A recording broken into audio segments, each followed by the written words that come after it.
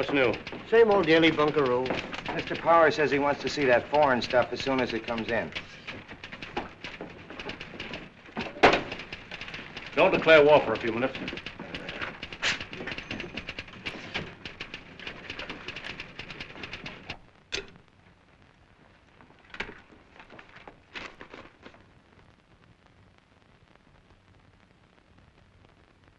According to a high official, it is believed...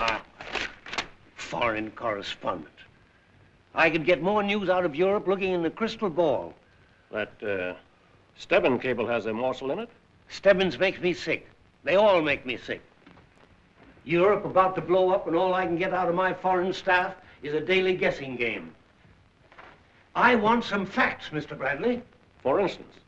Any kind of facts. There must be something going on in Europe beside a nervous breakdown. Why not try sending me over, Mr. Powers? You've written a book on economics or something. The Twilight of Feudalism? Yes, it was very well received. Not by me. I don't want any more economists, sages, or oracles bombinating over our cables. I want a reporter. Somebody who doesn't know the difference between a nizam and a kangaroo. A good, honest crime reporter. That's what the globe needs. That's what Europe needs. There's a crime hatching on that bedeviled continent. Wait a minute. I've got something that might pass for an idea. Who was that fellow that ran down the payroll robbery last week? Well, you mean Johnny Jones? He beat up a policeman, didn't he? In the line of duty? Yes, there's some talk at the city desk of firing him. Beat up a policeman, eh?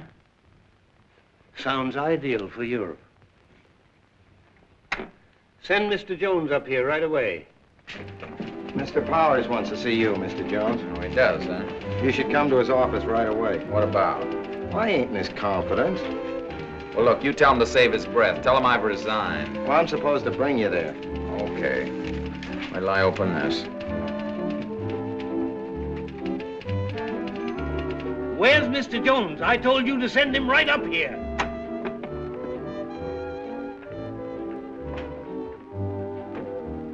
Are you Mr. Jones? Yes. Sit down, please. Oh. You mind a personal question? No. Are you married? No luck. Single, eh?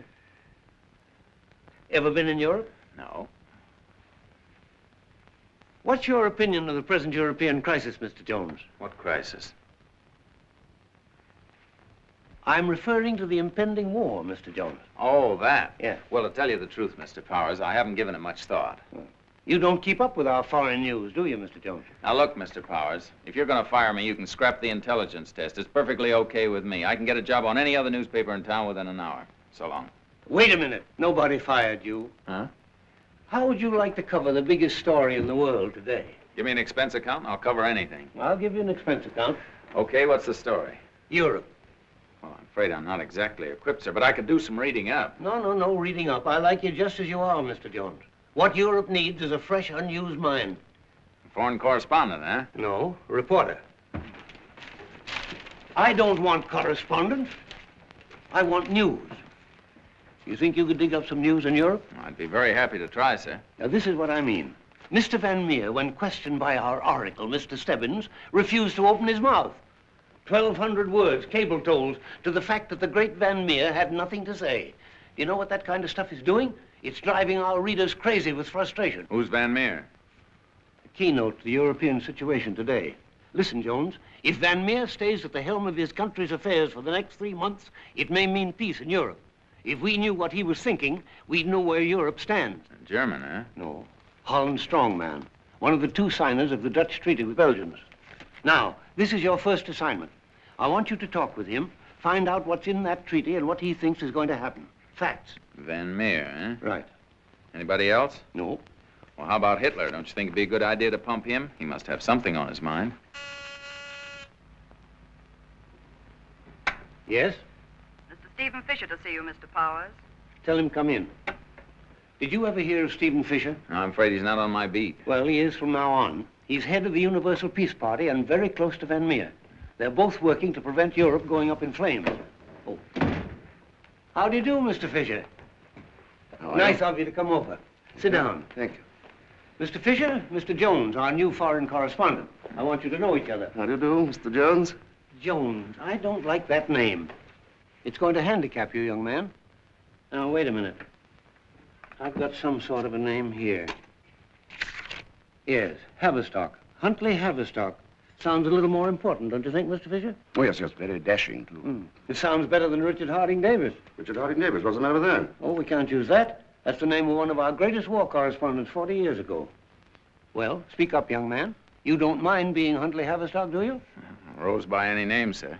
It's very, very exciting being present at the christening of an American newspaper correspondent. Shouldn't we break a bottle of champagne or something over him? You should break one over my head to see if I'm still awake. Huntley Haverstock. Well, Mr. Haverstock, you better get started. You've got a lot to do. Passports, photos, visas. Expenses. Oh, I'll send a note to the cashier. I hope you brought your Sunday articles over. Yes, I managed 3 of them.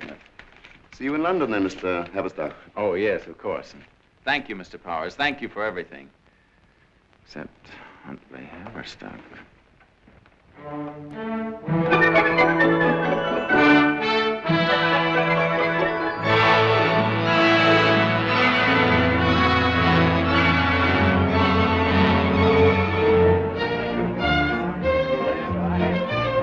Get a load of this, Mother.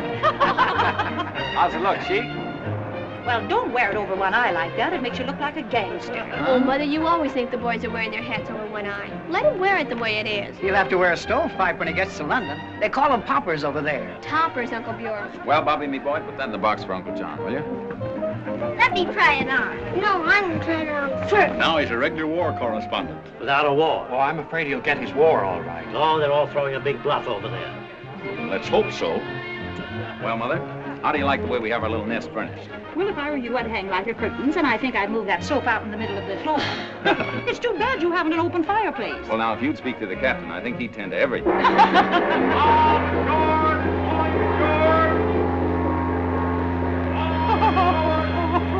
Now, Mother. Well, Bill. Bye. Bye. Take care of yourself.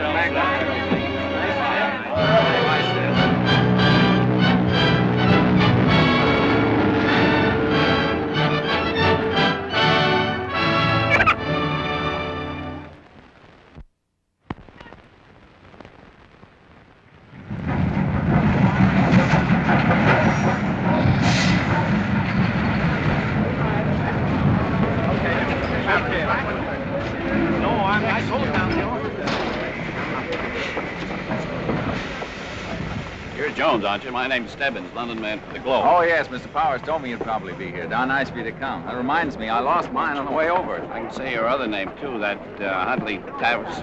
Well, could say it yesterday, but I had a rather tough session with the boys last night. So I'll stick to Jones, if you don't mind. Well, Jones is great with me. Let's get out of here. This crowd's making me nervous. I guess my nerves aren't in the pink this morning. Well, you just take it easy, Mr. Stebbins. I'll follow you right along. Porter, bring those bags, and don't bang them into my knees from behind, either. Hey, what about a drink after that long train ride? Well, that sounds like a very logical idea. Well, I may not act it, but I've been here 25 years. 25 years, London man for the Globe, and they haven't caught on to me yet. How did you manage it? All you do is cable back the government handouts and sign them, our London correspondent. Well, what's yours? I'll have a scotch and soda, please. Miss. Just miss. a moment. Oh, miss, please. Scotch and soda and a glass of milk. A glass of milk. Yeah, I'm on the wagon. I went to the doctor today to see about these jitters I got, and he said it was the wagon for a month or a whole new set of organs. I can't afford a whole new set of organs. So.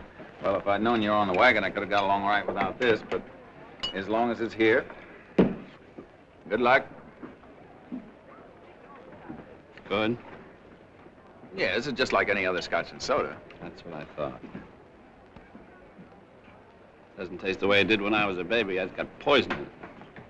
Speaking of poison, I got some pills I gotta take. Oh, here's some cables that have been coming over from New York.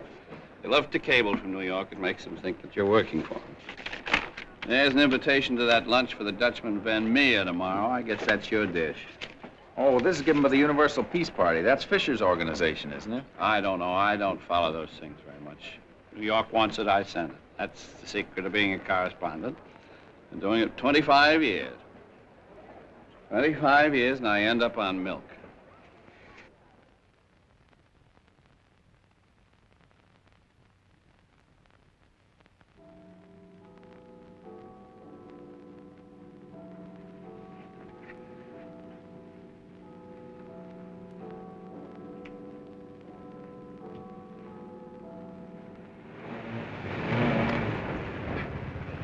Morning. How's the water wagon? Look at that. One of them shook off this morning. Oh, well, I'm just on my way to the Van Meer luncheon. I got to have lunch here with old man Clark. He's the international press big. Oh, here you are, darling. I didn't know whether to meet you in the grill or upstairs. Goodbye, Stebbins. Goodbye, Miss Clark. Who is he calling Clark? He's got his nerve. Oh, some fresh American reporter. Good morning, Mr. Van Meer. I beg your pardon, sir. You are Mr. Van Meer, aren't you? That's my name, yes. Well, my name's Haverstock. You don't know me. I'm an American. I just happen to be on my way to your luncheon. Oh? Now then, perhaps... Well, that's very kind of you, sir. Come. It's all in a good cause. Savoy Hotel.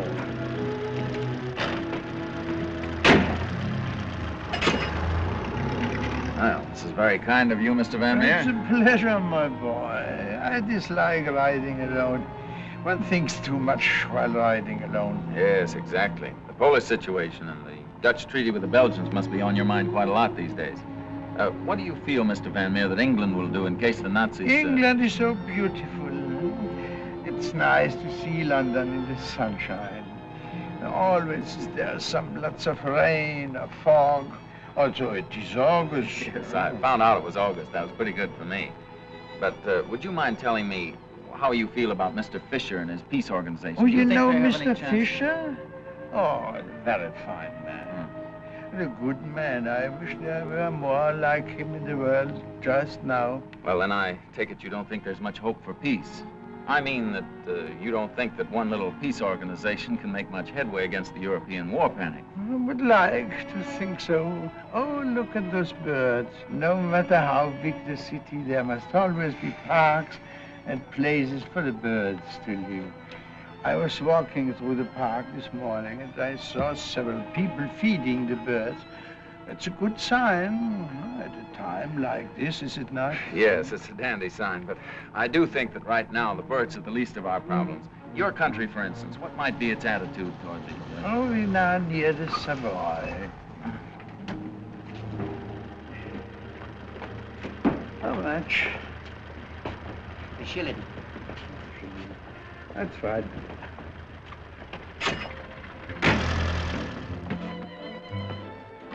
By the way, young man, what newspaper do you represent? Well, as a matter of fact, Mr. Van Meer, I'm not exactly a reporter, but I was trying to get you to talk. I didn't want bird talk either. Yeah, I gathered that. And just what was it that you were trying to get me to tell you? Well, to be perfectly frank, I was trying to find out what you know about the possibility of a general war. How do you really feel about it?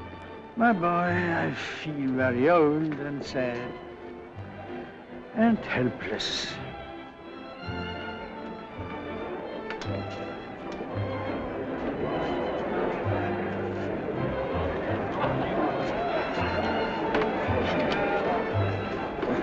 I did have one.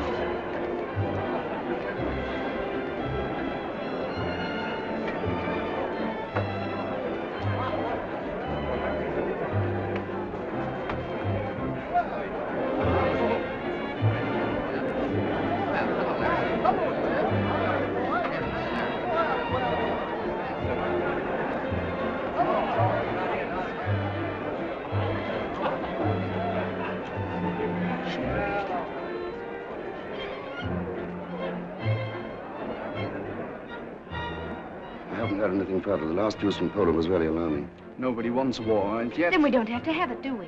You must understand, Miss Fisher, that often circumstances over which we have no control... Oh, yes, those very convenient circumstances over which we have no control. It always seems odd, but they usually bring on war. You never hear of circumstances over which we have no control rushing us into peace, do you? Very determined woman, my daughter. Come on, let's go and see if you can pick a fight somewhere else. Excuse us. Good for you. Wasn't he a bore? So many worthy people How are, do my you dear, bless them. How do you do? How'd you like to be fishing in Ireland at this minute? Awful pace we're going. Haven't had a good sailor swim together in months. Not even a game of cribbage. Miss them? Up anchor, mate. There's the Admiral.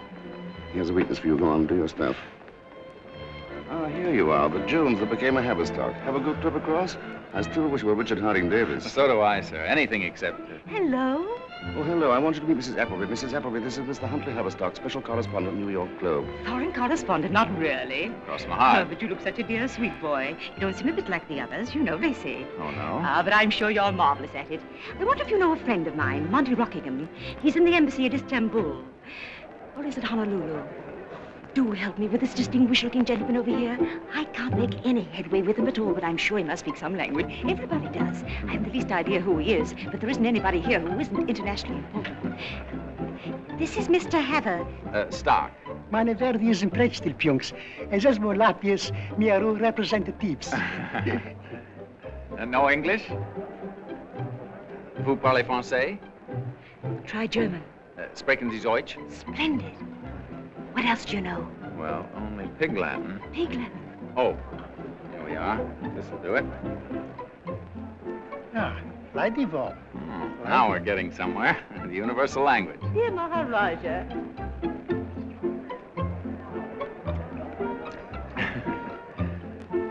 Ah, kayo nisklaya. Kayo nisklaya, President Pian. Igis a satlat skaista. Well, hell, they come in pairs. If you speak English, will you give me a hand with the laughing Latvian? What's his racket? What's he talking? Latvian? No kidding. I didn't know the Lats had a language. I thought they just rubbed noses. You mean you actually speak Latvian? Just enough to get about. Well, what does just enough to get about consist of in Latvia? Well, I don't think you'd have any trouble. It'd be a comfort to know when I get to Latvia. Oh, you think there might be a chance of your getting to Latvia soon? You never can tell in my racket. I suppose you guessed I'm a foreign correspondent. Are you? That's nice. I see you're taking notes. Are you covering this affair, too? Well, I sort of work here. Oh, publicity. Well, you're just the one I'm looking for. We've got to go in a secret conference right away.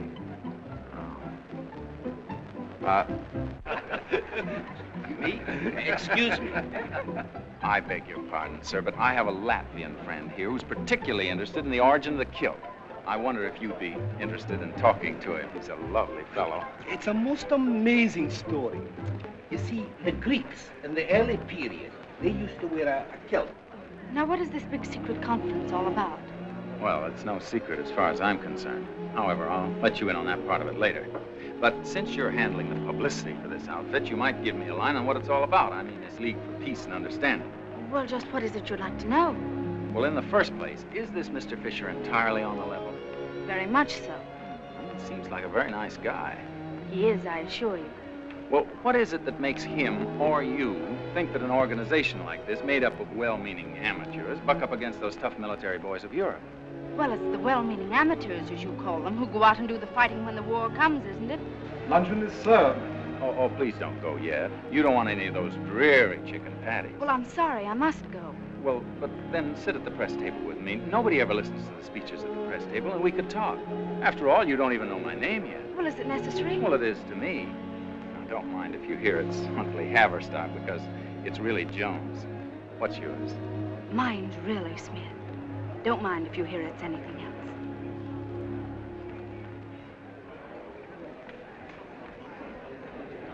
Waiter. Yes, sir. Same young lady. Try again. I have taken a young lady 13 notes, sir. She won't accept any more. Lords, ladies, and gentlemen, pray silence for your chairman, Mr. Stephen Fisher. Ladies and gentlemen, I have an announcement to make which I'm sure will be a great disappointment to us all. I've just received this telegram from Mr. Van Meer, who was to have been our guest of honor today. Deeply regret called away suddenly owing to unforeseen circumstances, and I will be unable to attend your meeting as planned. I am with you and your work with all my heart. I could not have said more had I been there.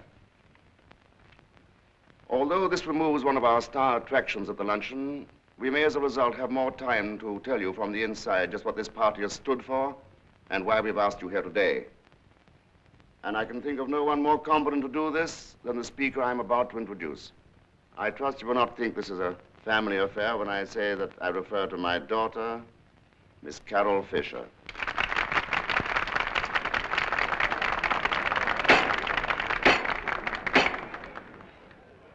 Lords, ladies, and gentlemen, pray silence for Miss Carol Fisher.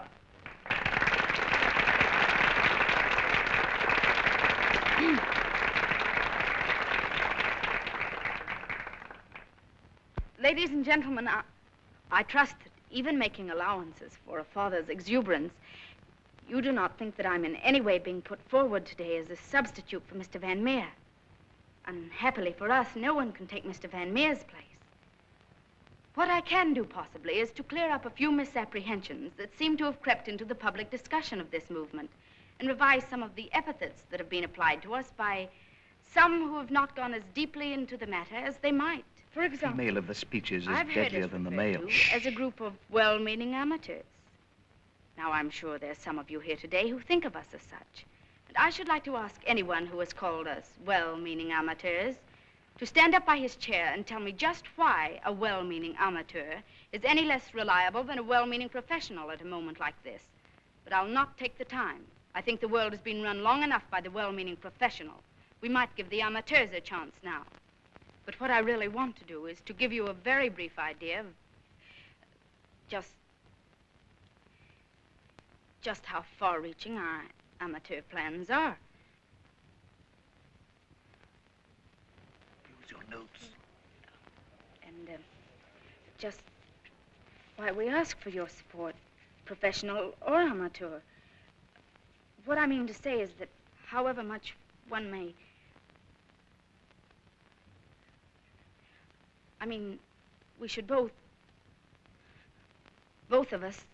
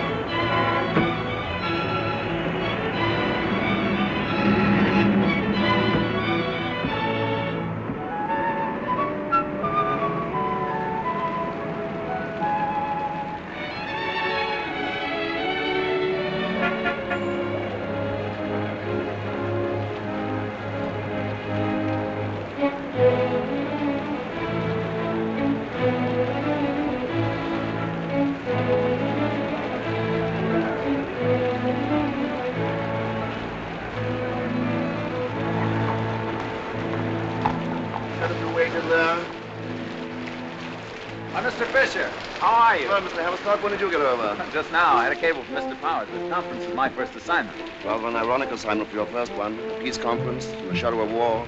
You mean it's really coming? Today and tomorrow will tell. There's still hope for us. I'm going back to London today. Leaving for London? But I only just got here. I mean, the conference is just beginning. I think that today and tomorrow the work for peace must be done in London rather than Amsterdam. Well, are you taking your whole staff back to London with you? I mean, even including your... Oh, no. I have someone staying here who'll look after you and see you're given all the help you need. You'll be in very good hands. Ah, here she is. Mrs. Appleby, Mr. Haverstock. Of course, we met at the luncheon. You remember Mr. Pissetittle, don't you? Oh. He's awfully nice, but I still can't understand him. Dr. Williamson, this is Mr. Huntley Haverstock, who represents the New York Globe. He's a little unfamiliar with Amsterdam and the machinery of peace meetings. Would you be so good as to take him under your wing? Perhaps you or Mrs. Appleby might see that he samples 8 or 10 varieties of Dutch cheese at dinner tonight. And now, if you'll excuse me, I must see what unlucky person is going to give up his seat to me on that London train. Don't get into any mischief, will you? Mischief? Your first visit to Amsterdam? Yes. Well, then you must let me take you to Rembrandt's house, and of course that you'll feel some... It might be a good idea if we went over the agenda of the conference, Mr. Haverstock, so Well, we'll know. If you'll excuse me, I think I see a friend.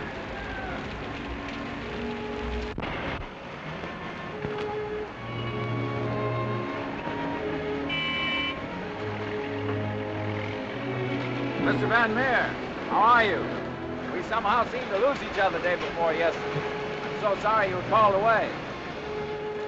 Well, don't you remember me? We shared the same cab together on the way to the luncheon.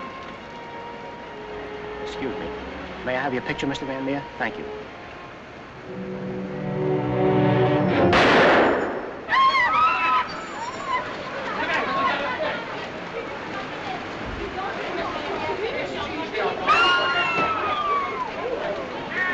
There he goes!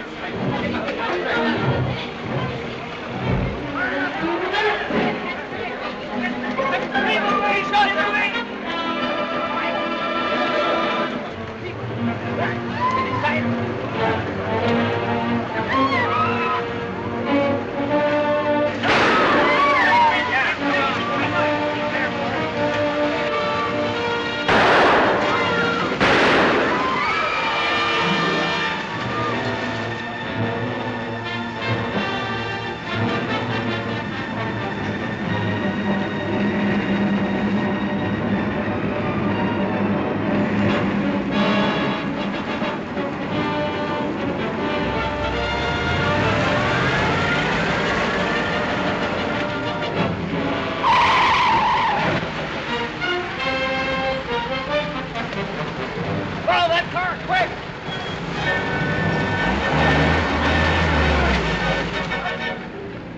Oh. Say, you better get out of here. This might be dangerous. You're just silly. Drive on. Trouble, who's he shot? Van Meer assassinated. Did? Looked like it. Sure. Couldn't be much worse from his point of view. I say, oh, God, do you mind shoving your knees out of the way?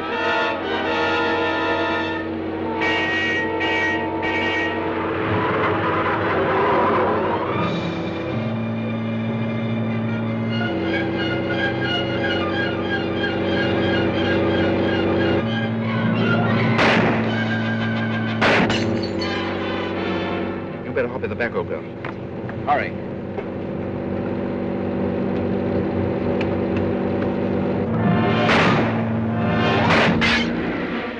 Safety glass. I wonder who's making it. Good chauffeur you got, Miss Fisher? Yes, isn't he? You two know each other? Oh, I forgot. This is Scott Folliott.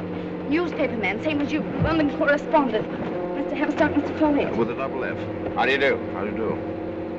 I don't get the double F. At the beginning, old boy, and they're both small F's. It can't be at the beginning. One of my ancestors had his head chopped off by Henry VIII, and his wife dropped the capital a letter to commemorate the occasion. There it is. Now, you say it like a stutter? No, just straight for.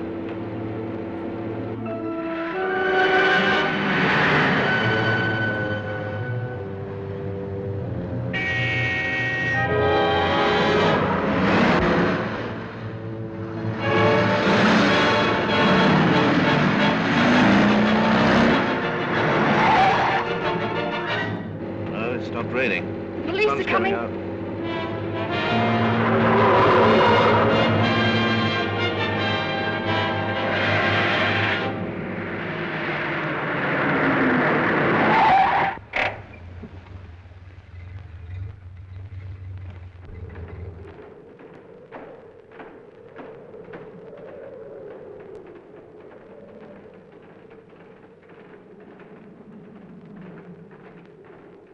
Well, that's the most amazing disappearing trick I've ever seen. You don't suppose they could have got up that high, do you?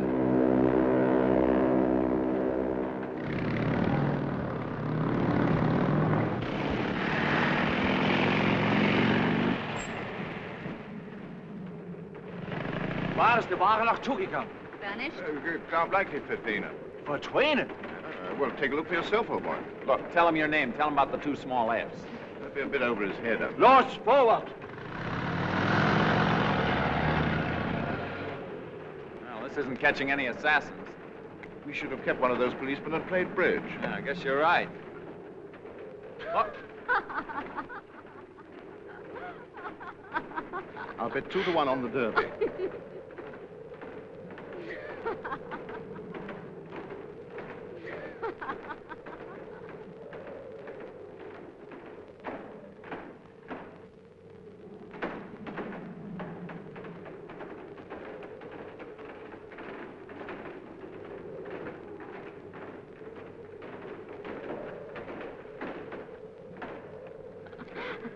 Look at those sails on that windmill.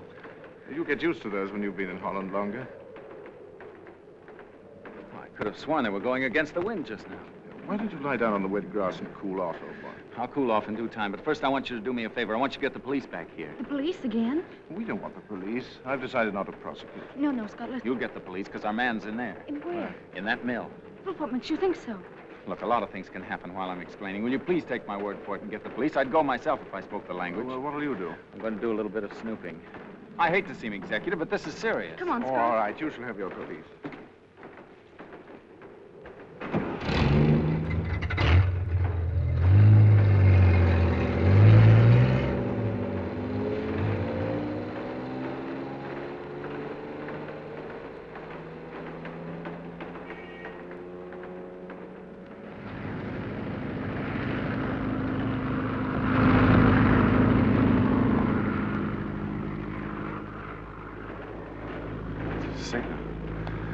Signal for that plane to land.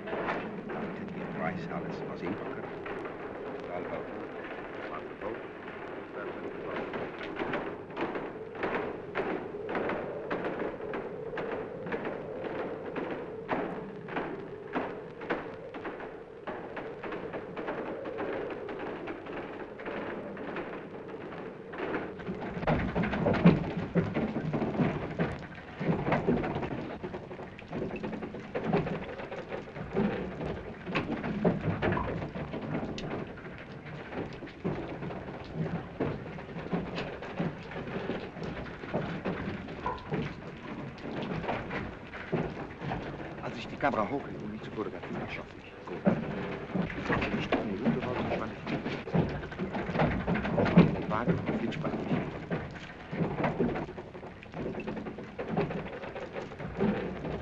ich. Waar is het nou zo veel? Je prijs, Alice. Ja, maar dit kost me... Je net bevolkselijk voor een ander pak zorgen.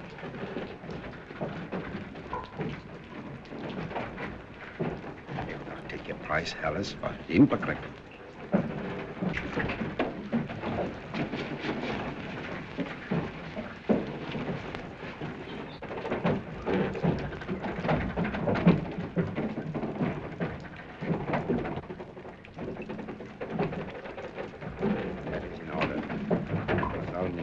Time.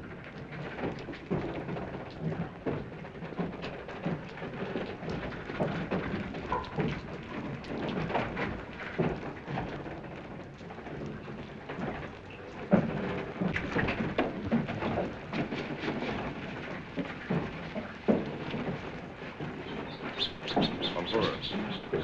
Laatste. Nou, hier zijn. Alles klaar?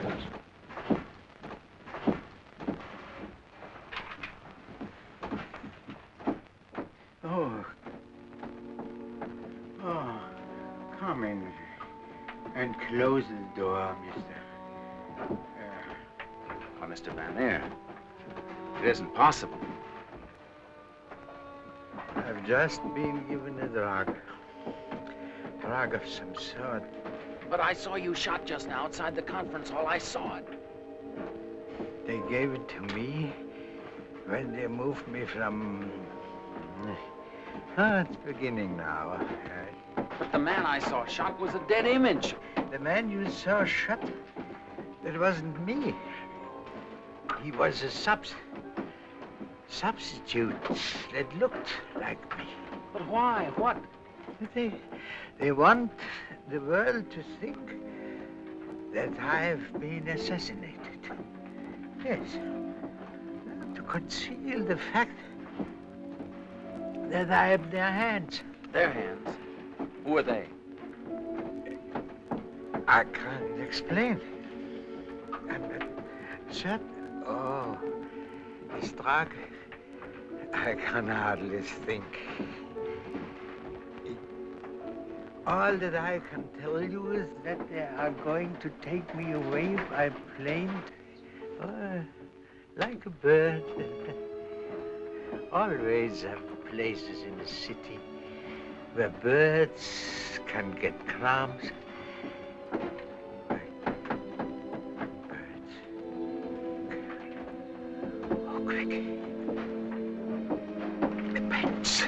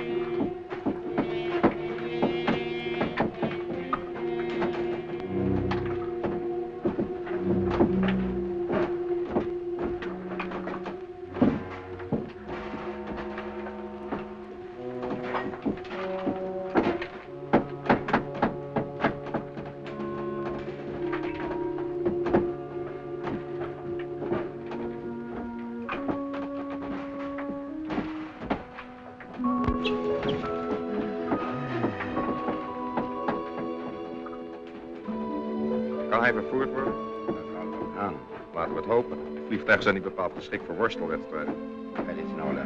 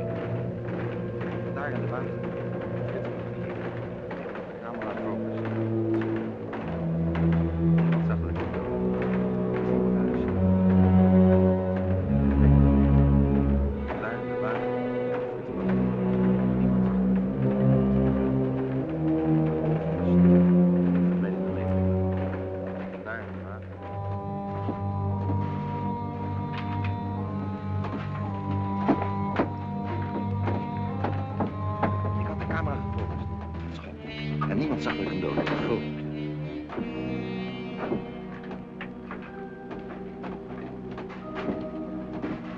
Hij rolde van de stoep en ik verdween in de menigte.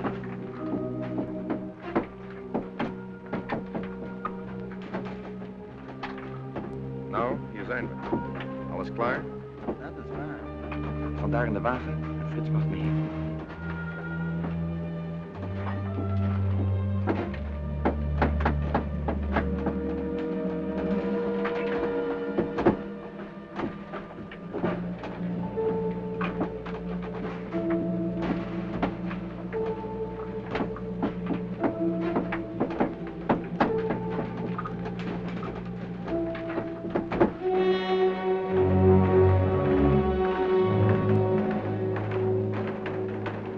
See? Old mill. Up the road. Look. Man. Old mill, understand? Well, does anyone here speak English? English? We speak English in the school. Well, honey, why you been holding out on me? Look, tell these two policemen to come with me. Very, very important. Big old prisoner, Old Mill. Tell them to follow me, do you understand? Hij zegt dat u met hem, me met gaan. En uw man wordt in die molen gevangen gehouden. Ja. Hij zegt hij werkt niks voor hem. Maar hij is best lessen en zakelijk. Dat u met hem meegaat. Volgt u hem alsjeblieft. Ja. That's what I've been trying to tell you. Come on. Inspector.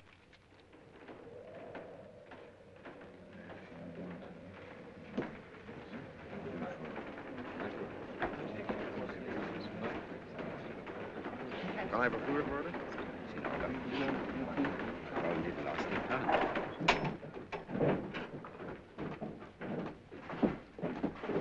They've gone.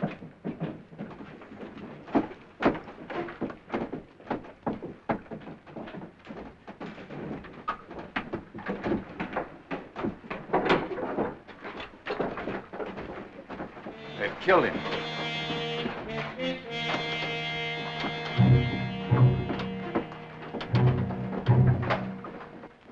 But it isn't. Who are you? Well, where are the others? Is niemand hier. Wir helfen aus Werfer. There's been a frame-up. Ask him where the others have gone. Waar zijn de anderen naartoe gegaan? Ik weet niet waar je over praat. Het zijn geen anderen. Ik heb hier de hele dag geslapen. He says he doesn't know what you're talking about. There are no other people. And in any case, he's been asleep here all day. He's lying. I talked to Van Meer in this very room.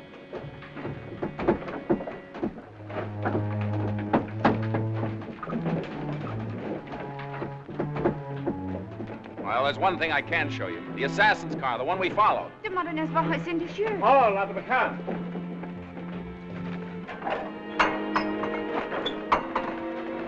Rather a unique specimen, old boy. The only one-horsepower car in the world. I don't care what you say. That car was here. Listen, I know I look a fool, but there's something fishy going on around here. There's a big story in this. I can smell it. I can feel it, and I'm going to get to the bottom of it if it's the last thing I do. And nothing's going to stop me, do you understand? I'm going to prove that that was not Van Meer that was assassinated, but his double.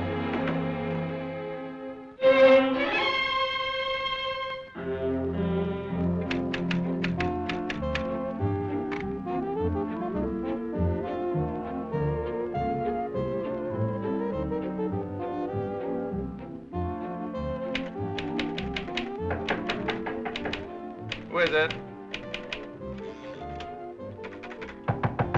All right, come in.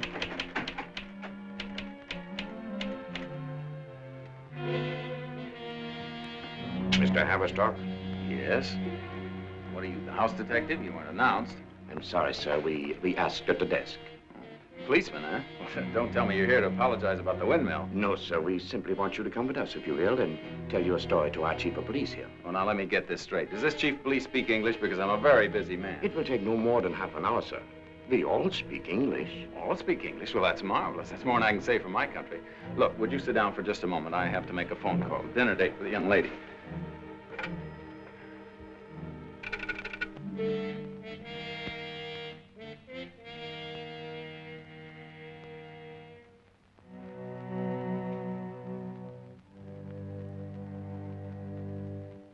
The exchange doesn't answer. Well, I'll call later. Look, I'm a very quick bather. Would you excuse me just a minute while I jump in and out of the tub and give myself a quick shave? Just look at some magazines there. I'll be right back. You couldn't bring the chief of police here, could you?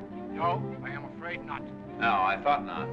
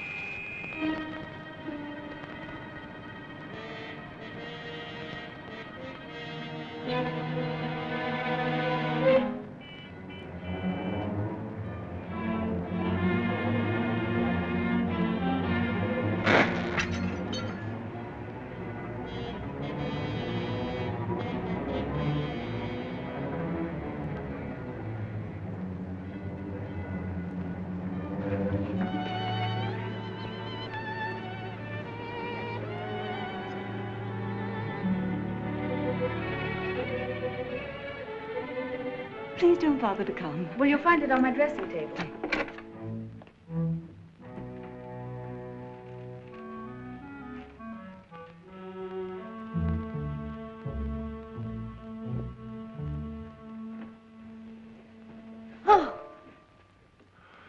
Well, we meet again. So it seems. Quite a lot's happened since I last saw you. So I see. I had quite a chase after that guy outside Amsterdam. It's quite a country, you know. It's interesting. There are windmills and tulips. Did you find everything you... We were just talking about the tulips. Don't seem to be any. I really think I should be going now. Thank you very much for the powder. Oh, must you really go now? Yes, I must be going now. Really. Goodbye.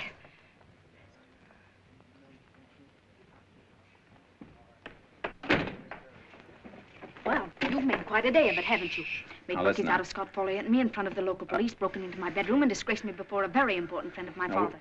What are your plans now, may I ask? I'll tell you if you You wait might at just- least have had your clothes Take on. it easy, take it easy. This is serious business. I've got to talk to you. I've seen your serious business before. What are you doing in my bedroom? I'm escaping. Escaping from what? From a couple of fellas in my room about to kill me. Oh, they are. May I ask who? Two gentlemen disguised as policemen waiting to take me for a ride. Mr. Haverstock, don't you think you've been talking through your hat long enough? But I'm not talking through my hat. I've thrown a monkey wrench into some international dirty business, whatever it is. I know Van Meer's alive. That's the reason they want to kill me. I can think of others. Now, look, you've got to help me. Not for my sake alone, but this is the biggest story in Europe. Look, your childish mind is as out of place in Europe as you are in my bedroom. Get over there. Ez bij door mijn bosje hier. Ah, kan je eens klaar. Man loopt jes niet naar. Lus op je door dat man, huh?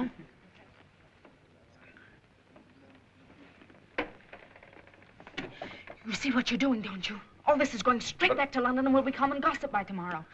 I don't care for myself, but my father's engaged in a great work. He's trying to help avert a war, a dreadful war, and this is just the sort of thing to discredit him. I know you care nothing about our work. All you're interested in is having fun with windmills and hotel bathrooms. I take it you don't believe I'm in trouble. You'll be in plenty of trouble if you don't get out of here. Now, for the last time, please go.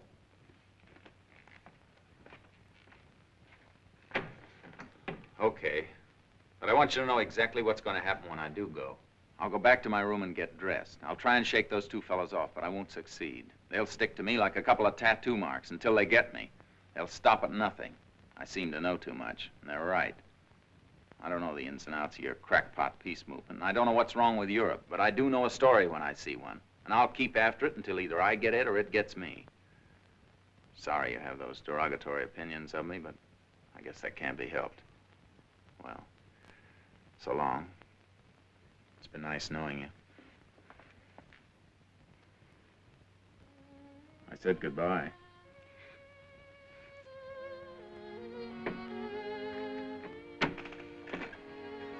Don't go. Oh, well, I guess I could have handled those fellows all right with a little luck. Oh, but we mustn't take any chances. We should get some help. Well, that's what I had in mind at first. I'll get Dr. Williamson and Mr. Van Starr. Now, not with me. This way they might not understand. They have understood.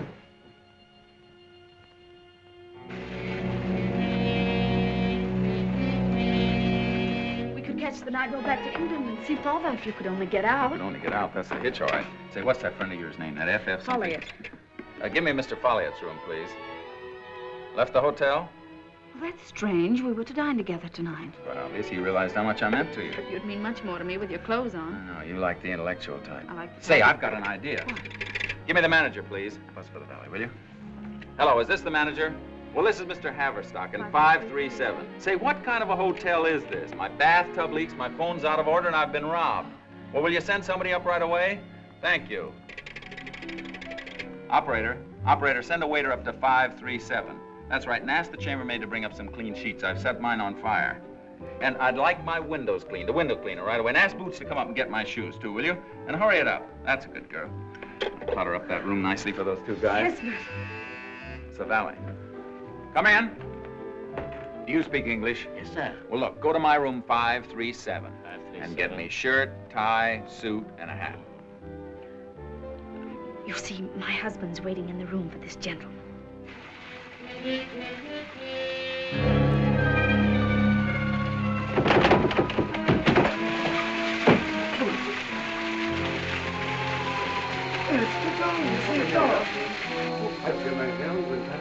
Wie geht's dir? Was machen Sie denn hier? Wie kommst du denn hier? Ja, wer hat denn das jetzt? Wie kommst du denn das? Du bist doch im Wasser gekommen da rein. Das geht's doch nicht. Da haben Sie denn was? Warum haben Sie nicht die Leute? Das geht doch nicht. Haben Sie denn was damit zu tun? Nicht, ne? Absolut nicht. Das verstehe ich aber doch nicht. Geht dir doch gar nicht. Hallo.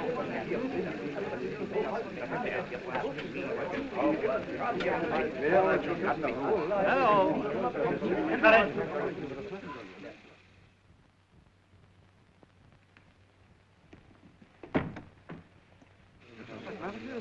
Wie kommen Sie denn up here and the man was going in? Wir hatten das gehört hier. Das hat noch keinem gesagt. Das ist ja wunderbar.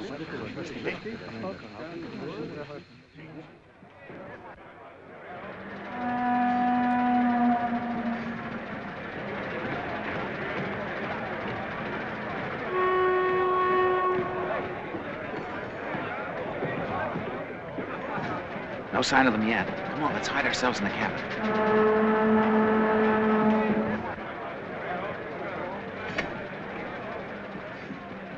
Full up, sir. Sorry. Not even a small cabin? Not a thing. You see how it is, sir? Everybody in a hurry to get home. I see. Well, I have a rather rare banknote here, which you might be interested in as a memento. That is, if you collect rare banknotes at all. It's no use, sir. I'd do it if I could, but there just isn't a place left. Once aboard an English ship, you come up against such an air of incorruptibility. As a matter of fact, sir, I just had a cabin returned. Can I have your name, sir? Oh.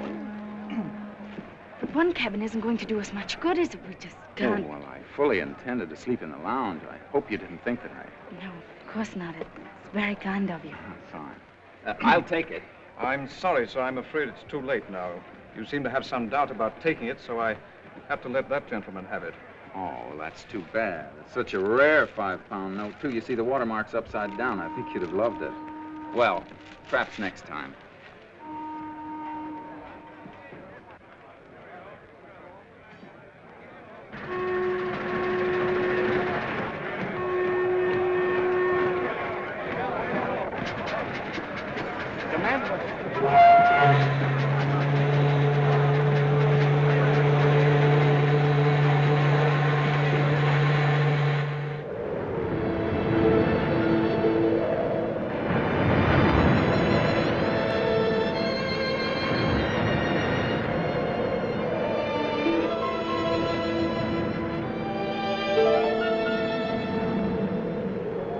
Were you really going to tip that man £5? Why, of course. I charge all my traveling expenses to the office, corrupting an official, £5.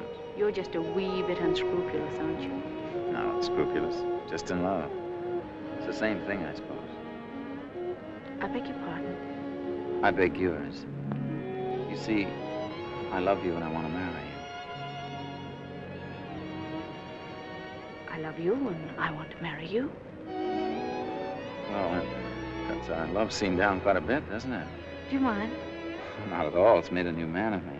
Well, I hope not entirely new. It took me some time to get used to the first man you were. To be perfectly frank with you, I expected a little more argument. And I'm really left with quite a few things I wanted very much to say. Well, save them until after we're married. I imagine they'll sound much better then. Oh, I'd saved some things to say then, too. Oh, you were really quite sure of yourself, weren't you? It's a funny thing that I didn't think I had a chance. A guy's got a right to dream, though, hasn't he? Evidently. Do you think your father will understand? I think the father will be delighted, frankly.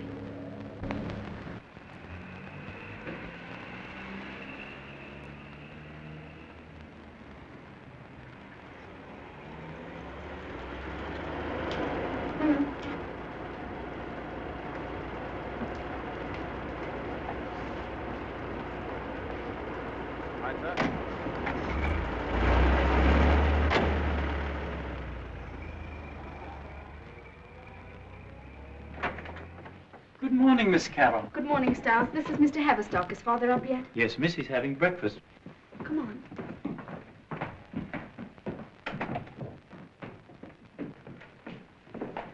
Hello, Father. Oh, Carol, what on earth are you doing in London? Well, Mr. Haverstock brought me back on the boat. Nothing wrong, is there? You're not ill or anything. You look perfectly healthy. No, I'm fine. It's Mr. Haverstock. I hope you don't mind my barging in like this. On the contrary, I'm delighted to see you. You cover a lot of territory, don't you? You didn't even send me a wire just for that. I hope your trip was perfectly uncomfortable. Oh, it wasn't so bad.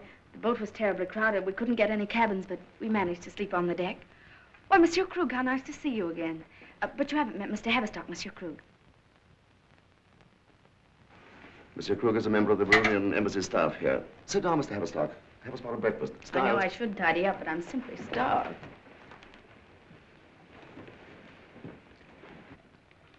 So you were in Amsterdam yesterday, Mr. Haverstock. Poor Van Meer. I count his death a heavy personal loss. Of all people, why Van Meer? You can't ask why of an assassin. There's no logic in killing. We can't spare such men in a world like ours. Did you by any chance meet him, Mr. Haverstock? Not formally, but I saw him die. Horrible. As a matter of fact, I chased the man that shot him and almost caught him. Mr. Haverstock is a newspaper man, Monsieur Krug. That would have been quite a coup, bringing in your first story wrapped around an assassin. I think I shall have to be getting along now, Mr. Fisher. Shall we settle on the wording for the peace petition now or leave it till later? We may as well clear it up straight away in the study. You'll excuse us? Father, could I speak to you for a moment? It's terribly important. Yes, of course, dear. This won't take a moment, though. Meanwhile, see if you can't interest Mr. Haverstock in some eggs and bacon. Mr. Fisher, what's that man doing here? Why, it's Monsieur Krug. Van Meer isn't dead. I just read. That was his double that was shot. Van Meer himself was kidnapped. I talked to him in a mill outside Amsterdam. Well, what has Monsieur Krug to do with it? Remember my description of the man in the mill? You mean the sweater? Of course. Oh, but that's impossible. We've known Monsieur Krug ever I since... tell you, Mr. Krug brought Van Meer here by plane last night. He's in England now. They're hiding him. Positive about this? Why, of course I am. I was as close to Krug as I am to you right now. It would be terrible if we made a mistake. On the other hand, we can't allow him to... Fisher! Leave it to me.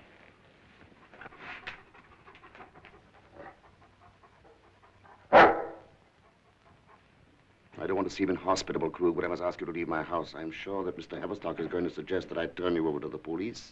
Mr. Haverstock seems to be something of a troublemaker. I thought you said he'd been taken care of by our agents in Amsterdam. I thought so, too. I don't understand. Unless perhaps Miss Fisher's being with him may have caused complications. It would have been ideal if she had been in our confidence. Please leave my daughter out of it. I beg your pardon. Most unfortunate his coming here. I've never had to cope with this sort of thing before. Thanks to you, Krug. Someone has to take care of the sordid details. But this is close to home. In fact, it is my home. After all, I'm only a politician, in a sense.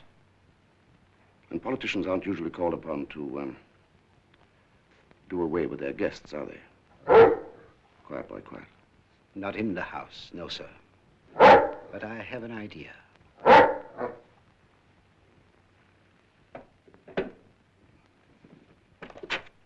Do you remember Rowley? Rowley? Oh, yes, the little man who used to work at your father's stables in Austria. Yes, I seem to recall he was present when a mutual friend of ours, accidentally fell off the high bridge at Bern. He's retired now. Lives somewhere in Clapham, here in London. If Mr. Haverstock could be induced to hire him in the capacity of a private detective. What for? Well, you should warn him that it is very dangerous for him to go about London with the knowledge that he has. Oh, yes, I see, yes. You use the English language with great delicacy, Krug. Thank you, sir. I shall look Mr. Rowley up at once and give him his instructions. But you mustn't. It would be too dangerous. What do we do now? Call Scotland Yard? I thought it best to send Monsieur Krug on his way. You let him get away? Well, listen. But just a minute. If what you say is true, don't you see how important it is not to rouse Krug's suspicions? Van Meer will be killed immediately. Dead or alive, it's a story. Well, Johnny Father's right.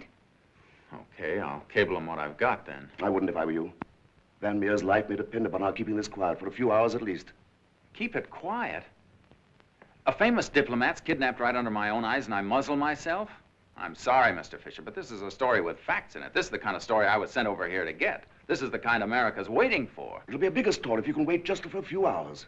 Until we can find Van Meer and discover what's behind this whole curious business. I know what's behind it. I don't mean who's behind it. I mean the why of it. Dear, will you, get me on my correspondence with Krug?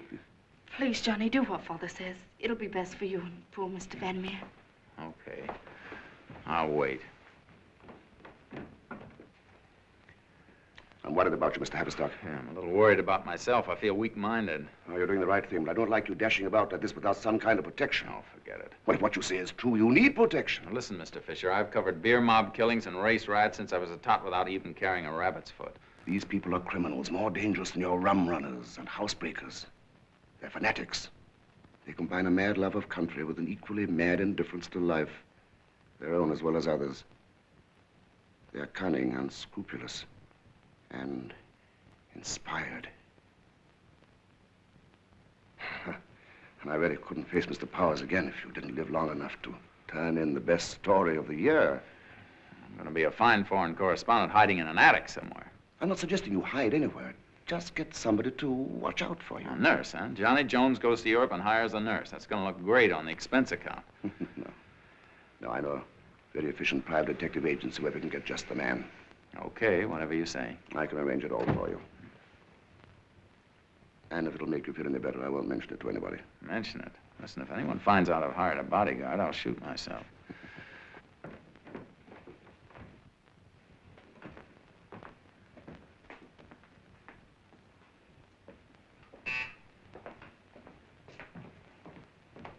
If that's Mr. Rowley, tell him to wait outside. Yes, sir. I've called for Mr. Haverstock. Will you tell him Mr. Rowley is here? Yes. Will you wait here, please? Thank you. Mr. Haverstock, your cab's here. Where are you going? I'm going down to the office. I've got work to do. Oh, but Johnny, you mustn't go. Look, I was sent over here at great expense as a newspaper man, not a refugee. How about lunch at the Savoy? I'll see you out. Johnny, please be careful. I'll be all right.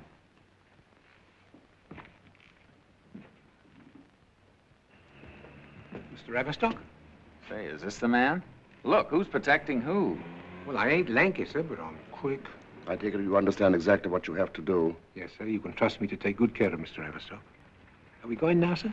Yes, you can take me down to my office in Fleet Street, and if you're good, you can run me to the American Club. Right, sir. You keep after this other thing. Of course, as soon as there's any definite news of our friend, I'll let you know. Then you can break the story. Goodbye. Goodbye, sir.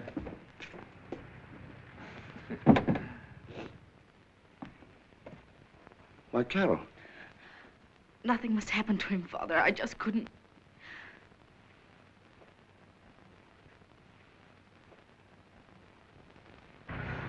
How do we go, sir? Would you like me to walk a little way behind you? Or beside you, like a friend? Well, what's the custom? Well, different people has different tastes, sir. When I was with the Duke of Albatross, the Duke being a democratic sort of gent, I used to walk alongside of him, man to man like. On the other hand, I once had a lady who thought that was disrespectful. 3 paces behind, she says, and don't smoke on duty. Well, what's good enough for Duke's good enough for me. We might work it as a team. Oh, thank you, sir. Well, if we want to go to the American Club, so we better take a cab. Aye. Here, there's one. What's the trouble, sir? Is it gangsters after? Not exactly. Oh, well, we're not afraid of gangsters over here, you know, sir. Well, even our police don't carry guns. What do they do, then? Biff you over the head with a stick. A bit more healthy like, you can know what I mean.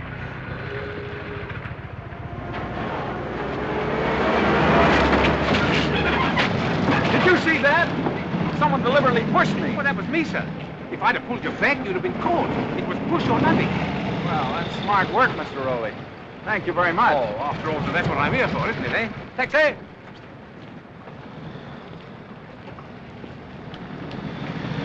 American Club. Yes, sir. Oh, sir.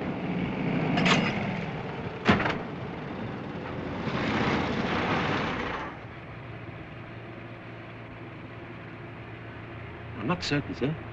We've got an idea. 2 men just got in another cab to follow us. I don't see anyone suspicious. Oh, I may have been mistaken, but I'm almost certain I saw them.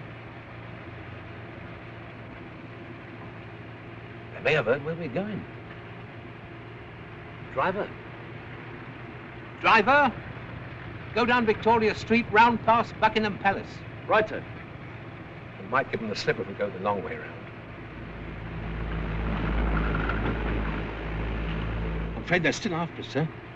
Our best plan is to pull around the next corner and change cabs. Driver, take the first to your left and pull up. We're going to walk a bit.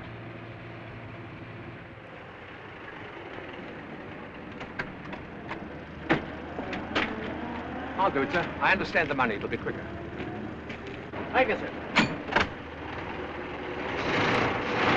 Better think our best plan is to slip into the cathedral for a bit. Well, let's call off this ducking out of sight and let them catch up with us and have a showdown. No, I wouldn't cause a scene, sir, if I were you. Our job is to give them the slip. All right, let's go.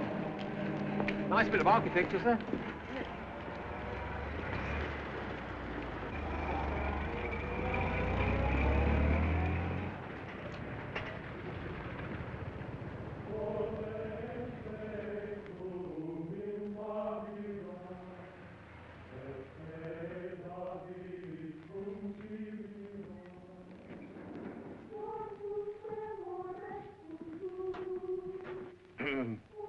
Do you mind not going right in, sir? I saw by the notice it was a requiem mass. You know, a mass for the dead. That sort of thing always depresses me, praying for the dead and all that. Mind you, the dead are all right in their place, sir, but somehow the music and the candles always gives me the creeps. It does really, sir. I hate to be so fussy, sir.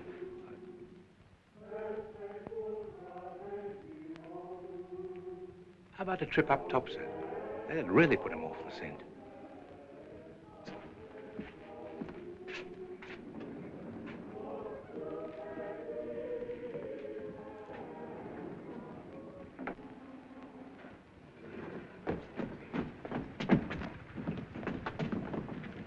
Boys, careful there.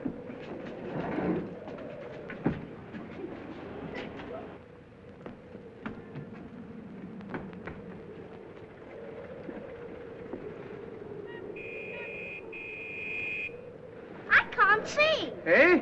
Here. There you are, my boy. Oh! Oh, look, there it goes, there. Well, I'll have to buy you another now. Oh, love a duck. Careful, boys. You better be careful, too, sir.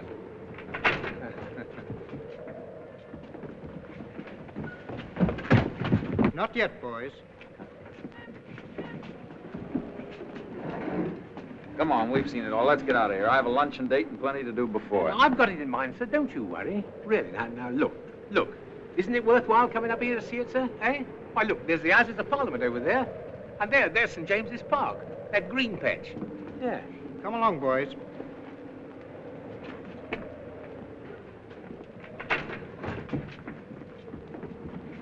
You must excuse me getting so scared when you leaned over just now, sir. I was once with a man on a bridge in Switzerland. He had a very nasty fall. Killed him. Stone dead. Always made me a bit nervous since.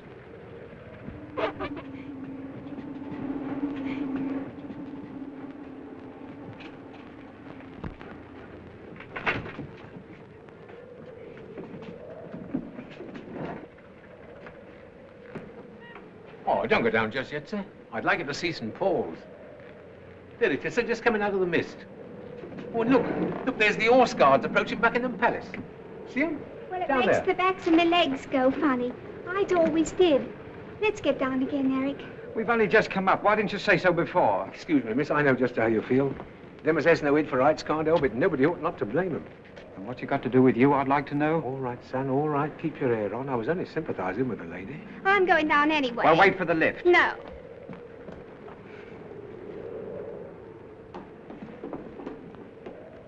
No stairs for me. I'm going to take the elevator. Oh, wait a minute, sir. You ain't seen the Horse Guards yet. Oh, you must see the Horse Guards, sir. Where? I don't see anything. Why, there they are, sir. Down the road. Just going toward the white building.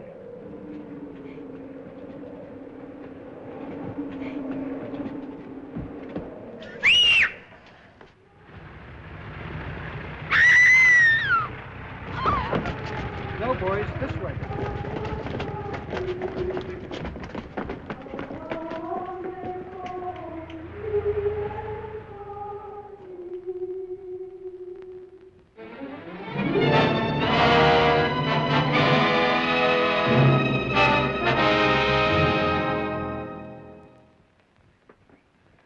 Well, there, but for the grace of God.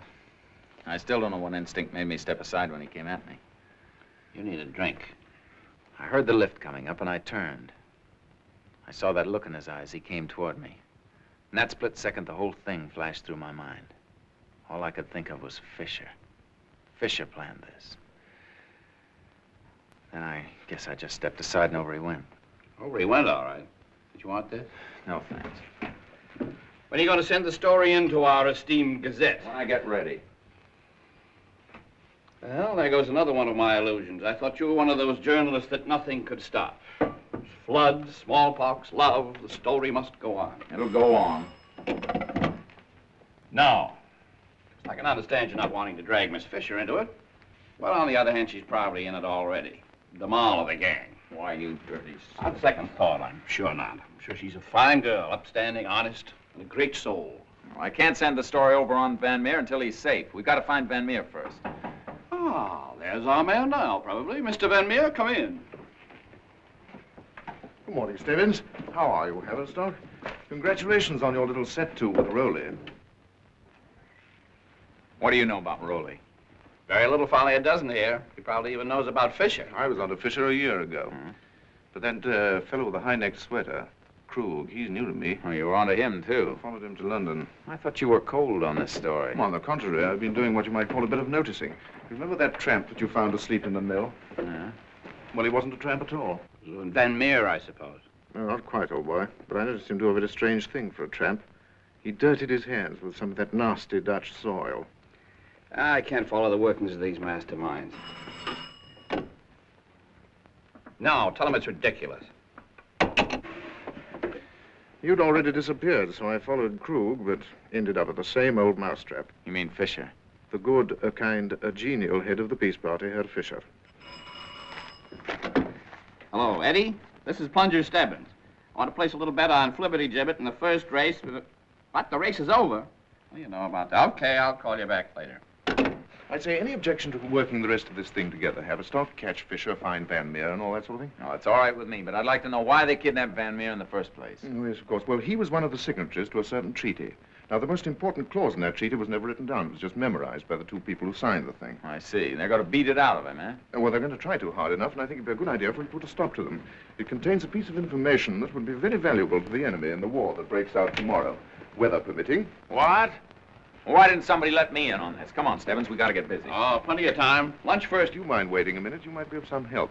I thought up a little plan for forcing Fisher's hand. Let's have it. Well, I think the neatest thing we could do would be to kidnap Fisher's daughter. Oh, yeah? One of Fisher's few genuine traits is his affection for Miss Fisher. Easy, Folliot. You're speaking to the young man who loves her. Well, all the better. Give you a chance to get a bit chummy, Haverstock, and keep her out of this mess. Happy at your side while we batter away at old Papa. Now, this is my little scheme. I walk in, let Fisher know in a very nice way that his daughter's in the hands of someone who means business just as he means business when he kidnaps people, and I think he'll see things our way.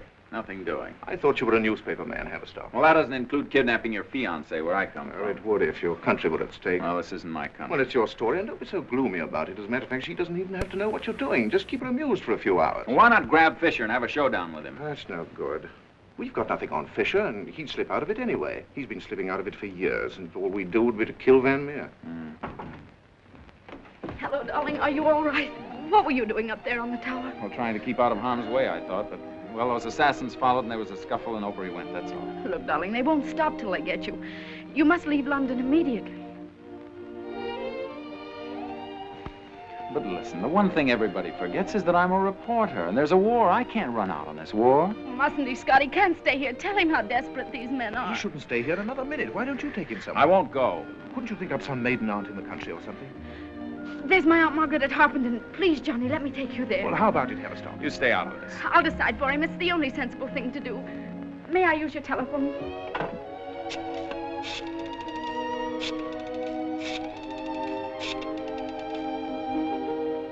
Hello, Stiles. Miss Carroll speaking. Would you tell Mr. Fisher that I'm driving down to my Aunt Margaret's at Harpenden? I don't care what your range, I won't I'll go. be back in time for dinner. Thank you. There, it's all settled. We can get you a toothbrush. Tell you, Carol, it's no good. Oh, Johnny. I'm wondering whether this idea of your aunt is so good. Maybe it'd be better if you went further out, say Cambridge. Oh, but there's no place as obscure as Harpenden. It isn't so much the place as the fact that Krug or someone who knows you might connect you with it. Maybe you're right. Let's make it Cambridge. All right. In the meantime, I'll phone your father so that he doesn't worry. Thank you, Scott. Please, Johnny.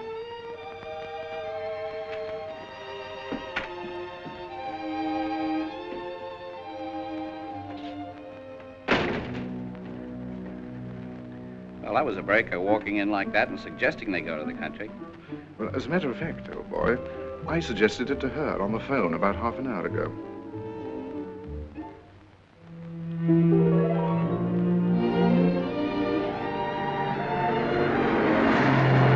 Well, there hasn't been a sign of anybody for the last 30 miles. What's the matter? Nothing. Well, you might at least talk to me. Really, it's unfair of you just to sit there and pout because I've kidnapped you from your so-called duties. You've kidnapped me. Mm-hmm. Well, just remember that, will you?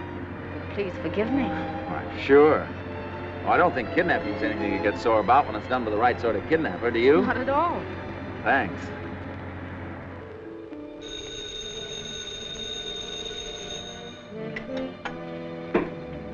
Hello? No, Mr. Follett, I'm afraid he's not in yet. Very well, sir.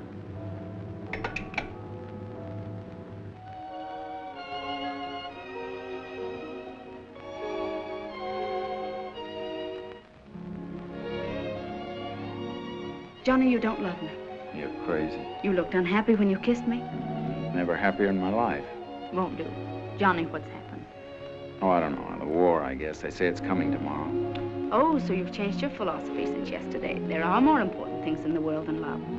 Well, I've got lots to do, important things. Carol, Gotta get started. It'll take me 3 hours to get back. I'm not going to be misunderstood. I'm so in love with you, I'm going mad. Won't do. I suppose it can't be helped. You've turned European on me overnight, Johnny. That's unfair. I'm just as big a jackass as I ever was. Bigger. You're not going back to London to dinner tonight. You can't run out on your kidnapper like that. I mean, well, you know what I mean.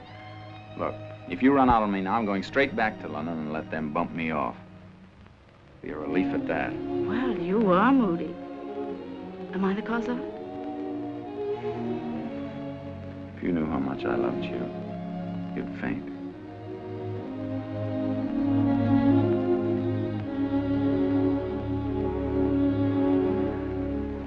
There. What'd I tell you? Come in.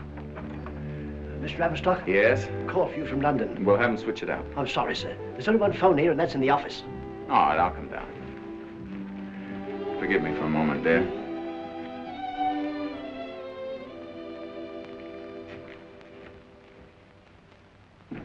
Just a moment, sir.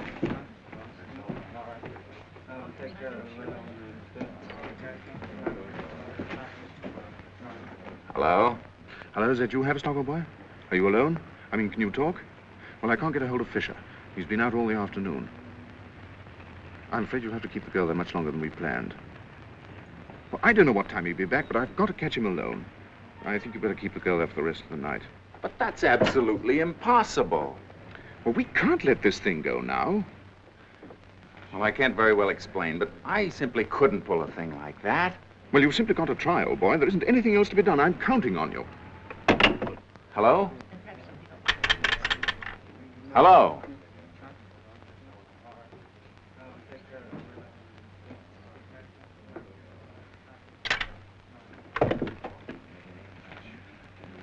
Are you quite satisfied with your room, sir? Well, not exactly. That is, I mean, yes, but what I really wanted was another room as well, a single room. Oh, Mr. Naismith. Mr. Naismith, this gentleman wants another room. Is it for the young lady, and how long will you be requiring it? Well, she'll only be here just the one night. The gentleman has number 7, sir. What about number 8? Well, it doesn't really make any difference so long as it's a good room, you know, windows and all that. I quite understand, sir. I think perhaps the room next to yours would be best. It's quite a cozy room, isn't it, Miss Pollock? Number 8? They're all very much alike to me, sir. 8'll do. Will you bring the young lady down to sign the book, please? Yes, I'll get her.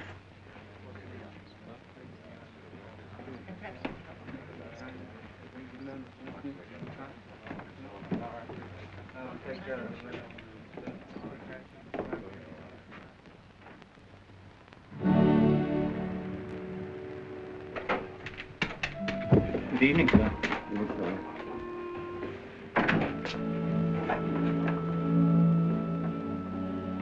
Terrible thing, sir, that poor man who was here this morning. Yes, terrible stuff. My bag's all packed? Yes, sir. And Miss Carroll's, what about hers? Mrs. Stiles packed hers, too. She hopes she's put in the right thing, sir. It's been such a rush, especially with Miss Carroll not back yet. Oh, sir, Mr. Follett's here now. He's waiting in the sitting room. Another gentleman just phoned, but he wouldn't leave his name. I thought I recognized his voice as the foreign gentleman who was here to breakfast. Did he say telephone again? Yes, sir, he said it was most urgent. I'll show Mr. Follett into the study.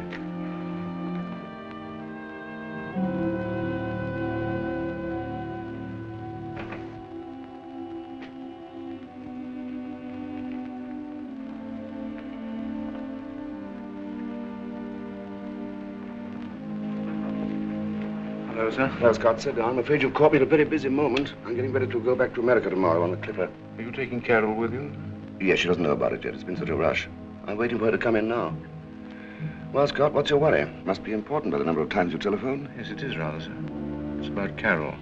I'm afraid that, What is it? Anything happened to her? No, sir, but I don't think you're going to be able to take her to America with you.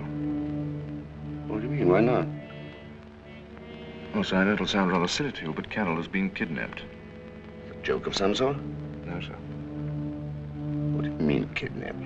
I happen to know she's with her aunt in Harpenden. I'm afraid she isn't.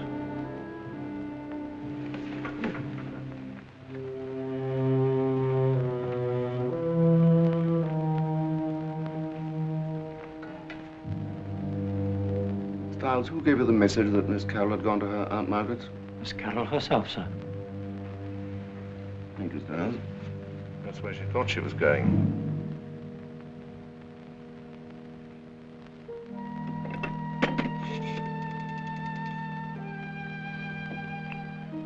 Get me Harpenden 43422. Hello, is that you, Margaret? Is Carol with you?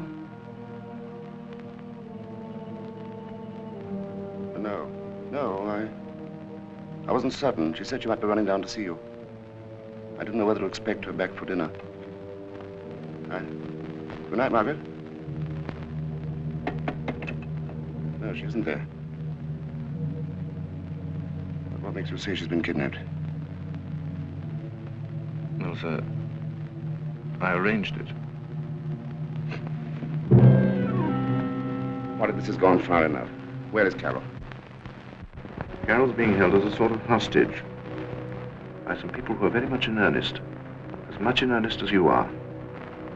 Don't be so cryptic, Scott. I really haven't the faintest idea what you're talking about. I want to know where you're hiding Van Meer.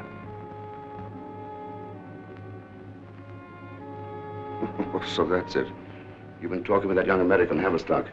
He was here this morning telling me something about Van Meer still being alive. Yes, and you promised Haverstock you'd look into it, didn't you? Naturally. Rather an unusual way of looking into it, trying to have him put out of the way. Well, I realize that a life or two is a small matter the way you work. Well, the people who have got Carol can take a leaf out of your book. Where is she? What have we done with her? Where's Van Meer?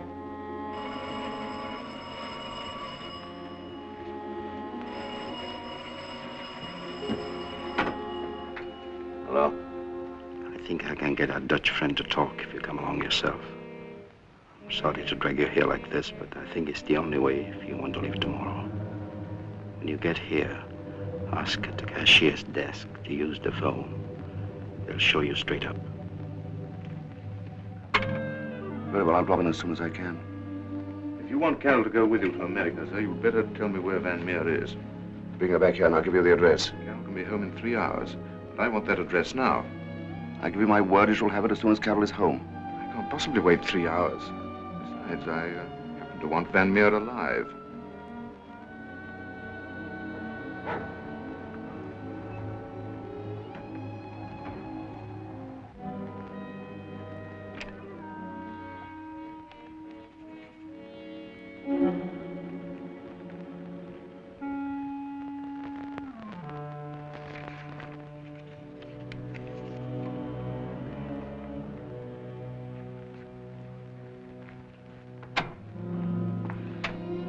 Well, Scott, I delivered him all right. Good. Oh, well, sir, I think I'll be getting along now. Thanks very much for those points from my leader. Can I take them now? Good night, Carol. Good night, sir. Good night.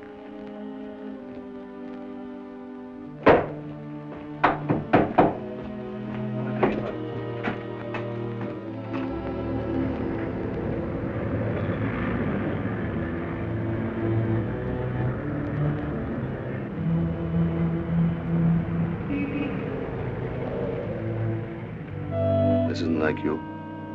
What is it that upset you so?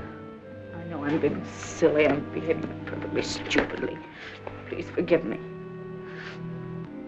I wouldn't mind so much, but I didn't think he was that sort of person. Something to do with young Haverstock. You like him very much, don't you? Well, after what happened today, I drove him down to the country to get him away from those people. I thought you were going to Aunt Margaret's. Well, we were, but Scott Foley had thought it would be better to go further away. So, I thought the college arms at Cambridge would be a good place. When we got there, I found out that he wanted. Well, you see, we'd been joking about it. But when I heard him book the extra room, I knew he meant it. Such a cheap trick. That's what hurts. It was so cheap. It wasn't at all like I thought it was. Well, what difference does it make? I don't care if I ever see him again. You won't have to, dear. We're going back to America tomorrow by Clipper. Tomorrow? Oh, but I can't. I suppose I can, but why tomorrow? It's our last chance. War will probably be declared tomorrow. I have to get to Washington. The boats will all be crowded. We might have to wait 2 weeks for a passage. But, Father, what about Mr. Van Meer? We've done all we could. I was at the Foreign Office with Ainsworth this afternoon. They're taking the whole thing over. Stiles, what is it? It's the blackout, sir. I have to draw the blinds. Oh, I forgot.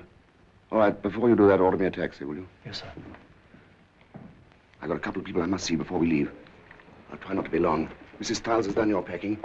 I thought we might go down to Southampton by car. We can stay overnight at the Southwestern. Stiles, and my hat, please. Goodbye, Donnie.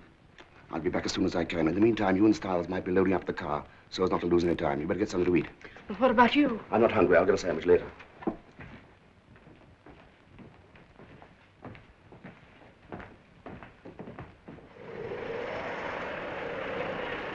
.242 Charlotte Street, halfway up the Tottenham Court Road.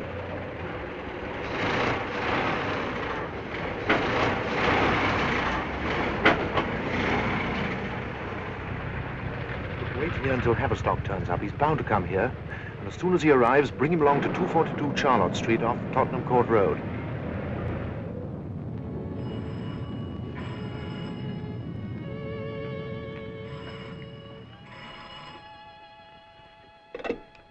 Hello? Hello. Hello? Hello?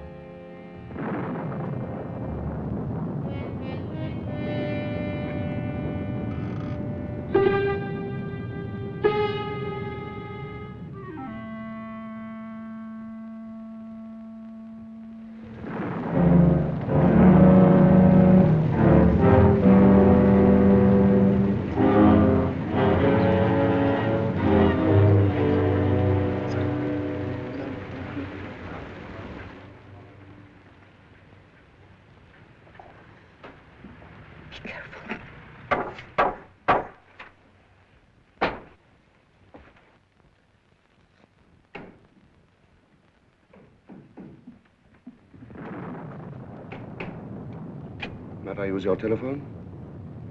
This way, sir.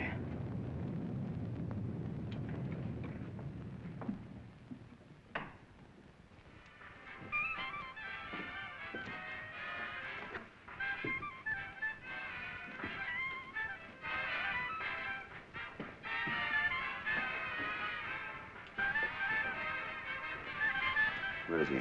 In there. We can't make him say anything. I'm afraid it's up to you. Well, let's get it over. Is this place safe? There'll be no interruption. We close it for decoration. What about those people downstairs? They won't make any trouble.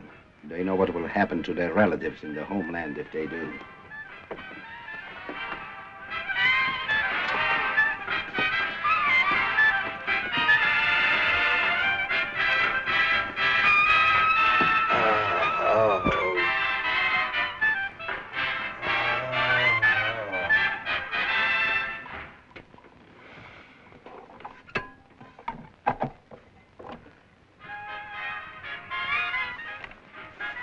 Very attractive nest, I know, and the music a little vulgar, but it serves its purpose.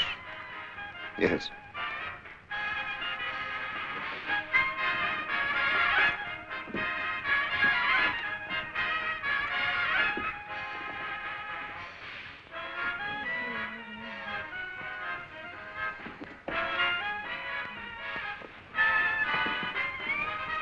Pardon. Lost. Put your arm around him. Hold his head forward. These lights, can't you cut them down? Lost.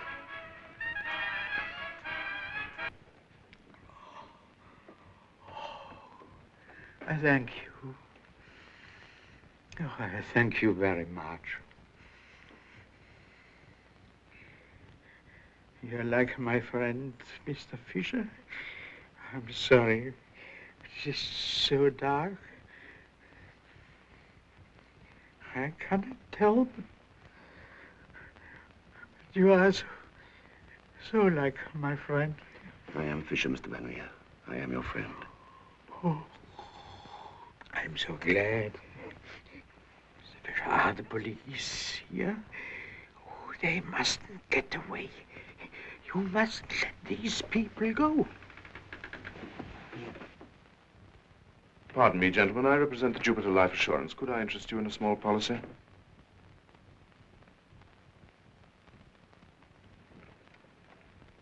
Why did you bring him up here? I didn't know what to do. We tried to pass by. I would gladly relieve the young lady of this embarrassment, but you know how women are with firearms. They have no sense of timing. Now, look, I'll just sit here, and you carry on with whatever you were doing. Don't mind me. I sometimes sit like this for hours. Oh, who's that? Is it the police? Oh, tell me where I am. You are in London, Mr. Van Meer. So in London? Have I been here long? Oh, you must send a telegram to my wife. Oh, tell her that I'm safe with you. Please try to understand, Mr. Van Meer. The police are not here. I am here merely to talk to you. But these people... They think that I'm working with them. They don't know that I'm your friend. We must play a little game. A little game? Yes. They have asked me to get you to tell me what they are trying to find out. But I can't do that. You know that I can't. You can tell me, Mr. Van Meer. Just that one clause in the treaty. Clause 27.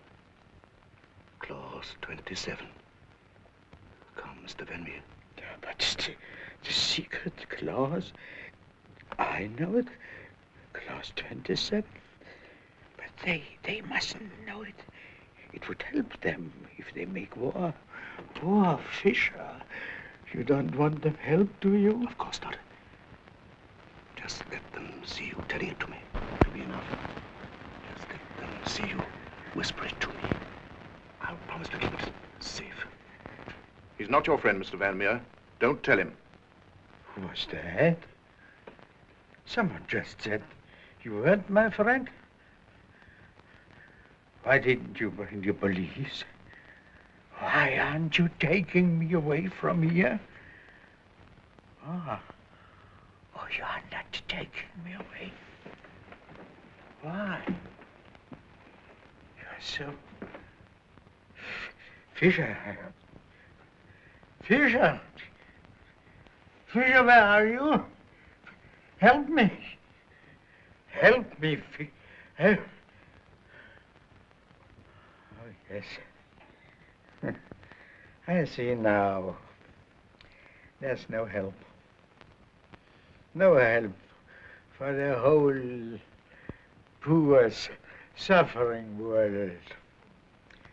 Oh, you cried peace, Fisher. Peace. And there was no peace. Only war and death. You're a liar, Fisher.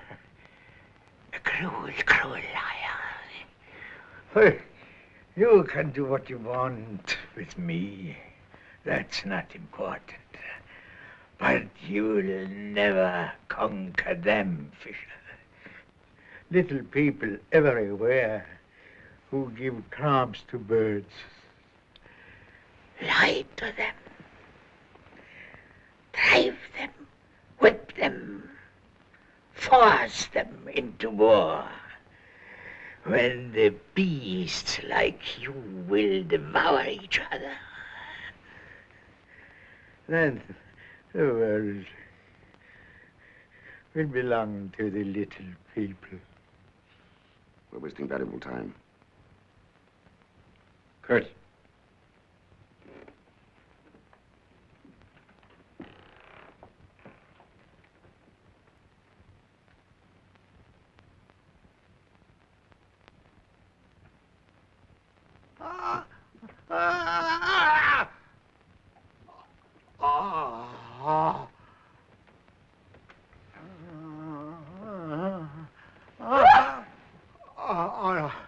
All right, I will speak.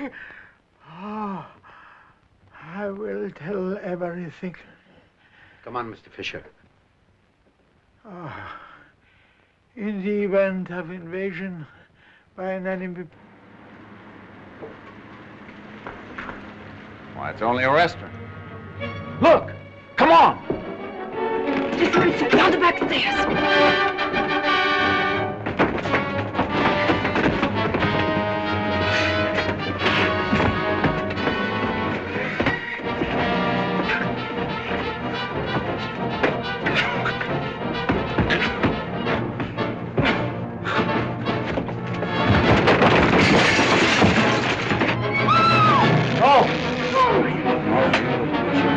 Follow me.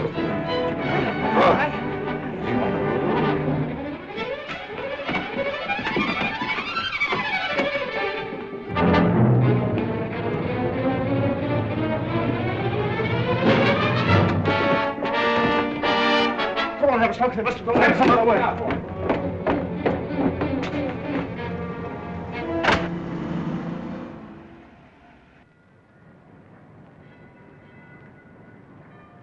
Well, all I can say is you're a blithering idiot if you don't nab Fisher before he gets on that plane. Oh, don't be a fool. How can we arrest him without any evidence? Don't be so obstinate. Isn't Van Meer himself proof enough? No, he isn't, and you ought to know it.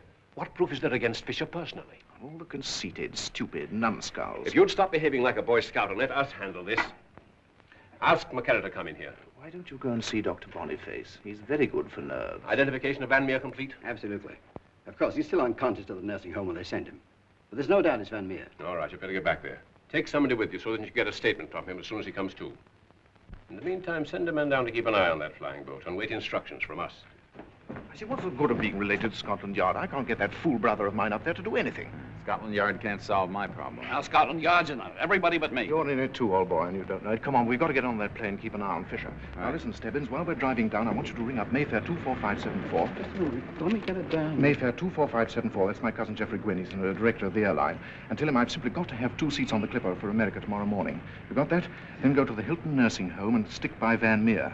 Then phone Miss Edith Armbruster, Kensington 66255, and tell her I'm off to America. Will she dine with me next Monday instead of tomorrow, and sort of square it with her, will you, old boy? Sure.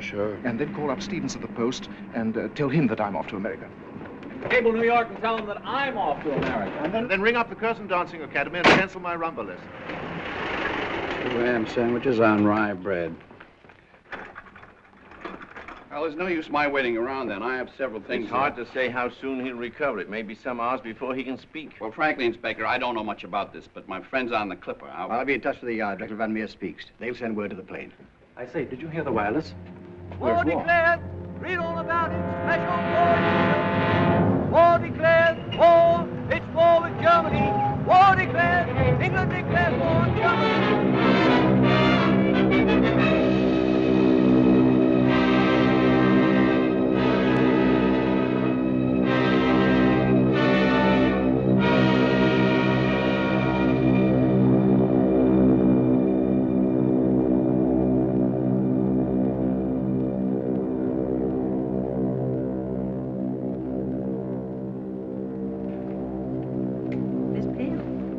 I found that picture.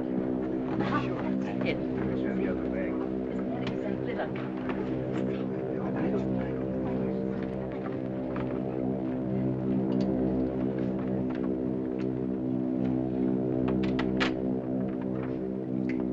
Stewart, bring me one of those, will you please? Yes, sir.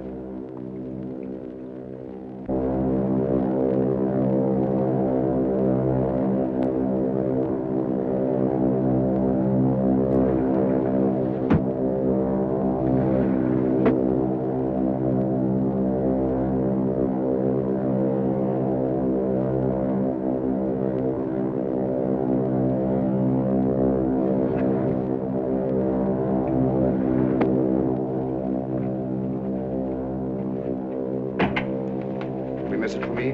What name, sir? Stewart, is there a message for me, Mrs. Benson? I'll be with you in a minute, madam. This one's for me. Yes.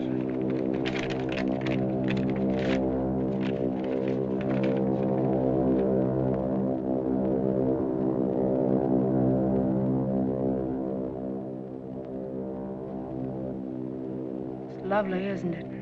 Sort of makes you forget all about the war and troubles. It would be nice if we could just keep flying for a long time. Live in the clouds. Yes, it would be very nice. But it's time for me to make a landing. A forced landing. What's the matter? Anything happened? Carol, I've got to talk to you. I don't want to, but I've got to. It's the hardest part of the whole thing, talking to you now. I don't mind about the rest, really. It's about Krug and Van Meer. You've guessed. Not till last night. I've just been worried. But I believed in you. You shouldn't. It's true, then, what I wouldn't believe. Yes.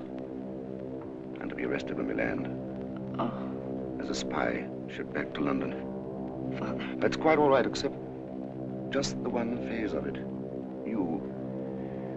That's why I've got to talk to you. I should like you to think of me a little from my own point of view.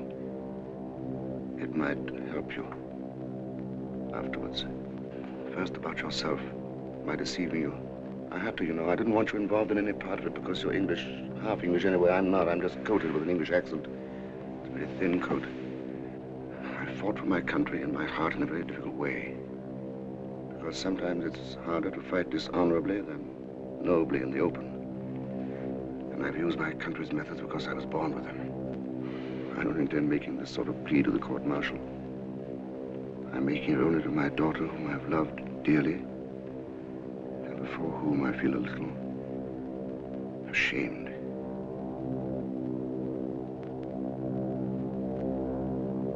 What you say to me now means much more to me than any other verdict. My dear. Stewart. This is not for me. I was mistaken.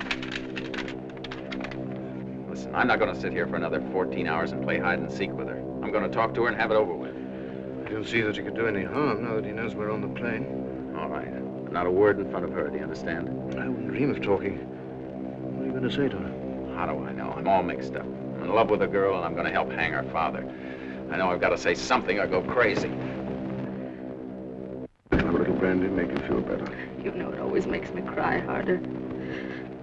Oh, Surprise? what are you doing here? Well, just having myself a ride. Look, Carol, I've got to speak to you alone. It's very important. Do you mind, Mr. Fisher? Folly, it's with you, isn't it? In a way, yes. And you're both after my father. You're going to have him arrested when we land, aren't you? I don't know what you're talking about. I never arrested anyone in my life. That's a lie. You've been following him from the beginning. That's why you wanted me out of the way yesterday at the inn. Pretended you loved me, tried to keep me overnight so you could... So it's a lie, that's all. Everything you've ever said to me have been lies. Hello, quite a reunion, isn't it? You too? Please, dear. Why don't you stay and have a drink, Scott?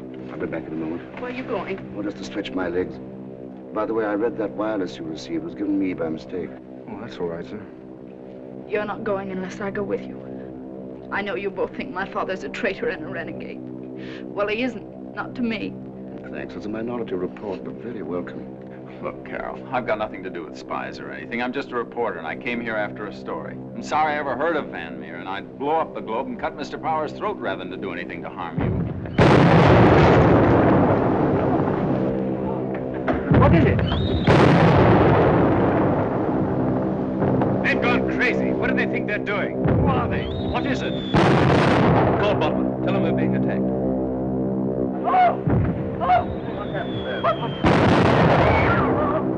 Sorry about this, Folliot. I assure you it has nothing to do with me. We're coming down. You're the most amazing, cool-headed woman I've ever seen. Make for the wear this. Right. Here you are. Put these on. Keep changing. Can you come out, sir? They're all going nuts in there. All right, Stokes, I'll be out immediately. Yes, sir. What the devil am I going to say, Stanley? This isn't like bad weather. Tell them it's a mistake. That is target practice. Oh, I don't like how it's going down. I know it's foolish for me to ask you to be calm. We're doing the best we can.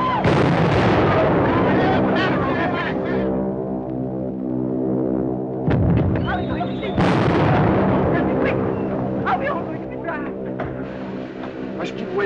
yourself. Might be dangerous. Why don't you sit back? I'm not going to put this on. What are they firing at? I never heard of anything so stupid. I shall see the British consul as soon as I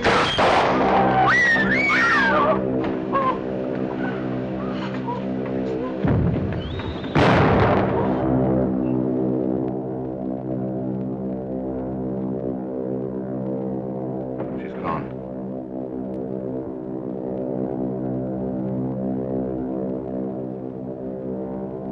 What in the name of heaven are they doing?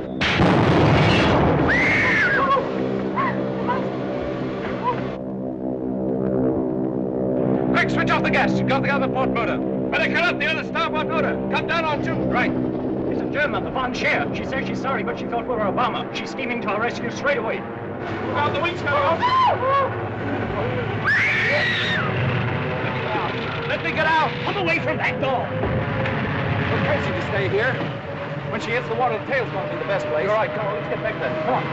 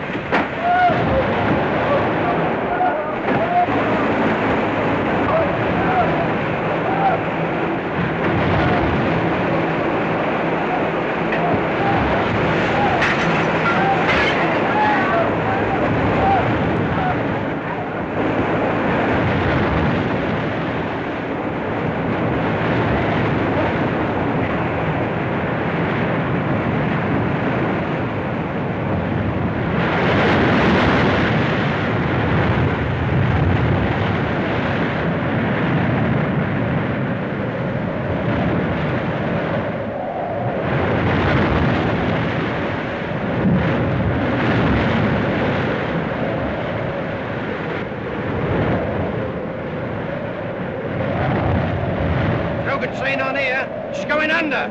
Quick, under the wing.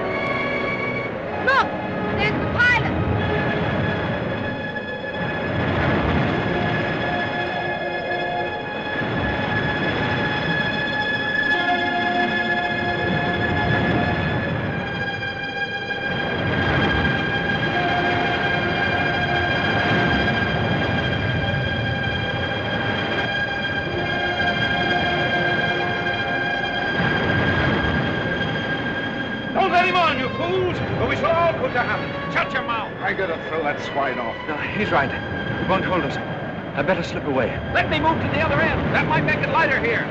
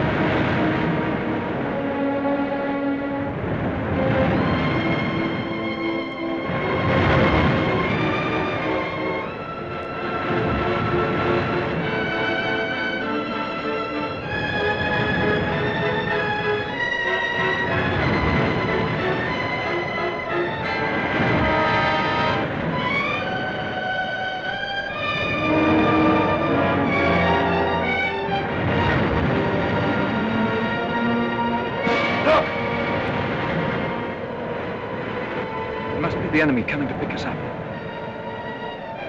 Is it the enemy? We're all right. She's American. American ship Mohican picked us all up, taking us back to London. No, I can't tell you what happened. We're not allowed to give out anything. I'll wire you from London in a couple of days. Bye, Franklin. I say, this is a bit awkward, Haverstock. I've just been having a dirty row with the captain. The fellow insists on acting the true blue neutral. Enemy waters, he says, not a line to the press from his silly ship. Can't send out any stories, huh? Oh, we can only use the wireless telephone for private messages. Hello, Aunt Effie. Safe aboard the Mohican. Feeling tip-top. I ask you, Haverstock, 2 days before we get to London, we get scooped on our own story.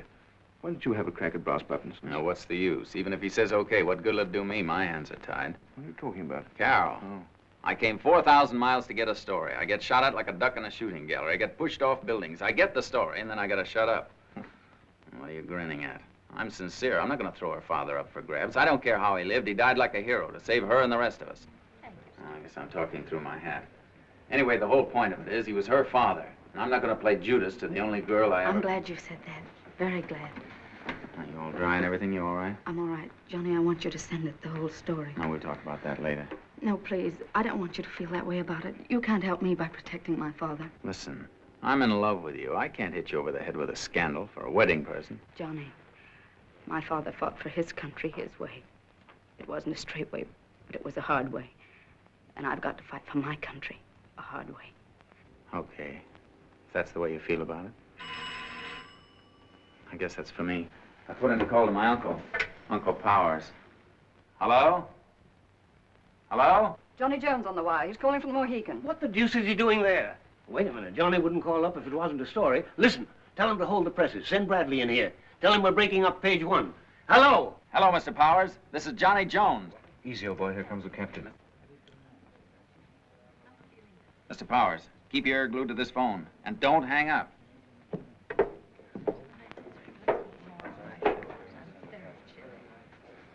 Mr. Haverstock, I want to talk with you. Yes, sir? I've just found out you're a newspaper man. I guess that's right. Oh, it is, huh? Why didn't you tell me that when I questioned you? You lied to me, sir. My dear Captain, when you've been shot down in a British plane by a German destroyer 300 miles off the coast of England, latitude 45, and have been hanging onto a half-submerged wing for hours, waiting to drown with half a dozen other stricken human beings, you're liable to forget you're a newspaper man for a moment or two. Young man, you're going to have to forget it for longer than that. For as long as you're on this ship. I can't understand your attitude, sir. You performed a heroic rescue. Captain John Martin, you took us all out of the sea. You're not sending anything from this ship. That's final. You're absolutely right, Captain. We mustn't do anything to embarrass the United States government. Exactly. That's my point. Anyway, that's the story I've got. If you don't want me to print it, okay. But I think you ought to hear it first. Oh, that's only fair, Captain. You know who the head of that movement was in London? Mr. Stephen Fisher. What? You mean the man who ran the Universal Peace Party? Why, that's preposterous. Yes, the same Mr. Fisher who was drowned a few hours ago. He was using the Peace Party as a cover-up for spies and traitors. He was going to be arrested as soon as we landed and sent back to England. Those are facts. Well, I can't believe it, old boy. He was a friend of mine. The same Stephen Fisher who engineered the kidnapping of Van Meer, the Dutch diplomat. You don't expect anybody to believe that, young man. It's the truth. I refuse But to... my dear Captain, wait a minute. I think this young lady should know whether my friend is speaking the truth about Mr. Fisher. Yes, I ought to know. Mr. Fisher was my father. And I want the story printed. What's that? Oh, I guess that's my uncle. Hello. Oh, hello, Uncle. How are you? How's Aunt Sadie? Well, I'm all right, thanks. We had a little accident, but I can't tell you about it now. I'll tell you later. I'll write you. Yes, I'm going back to Europe. I was just wondering if you had any instructions for me. Yeah, keep on the job. Have you got all that down? Rush it out at once.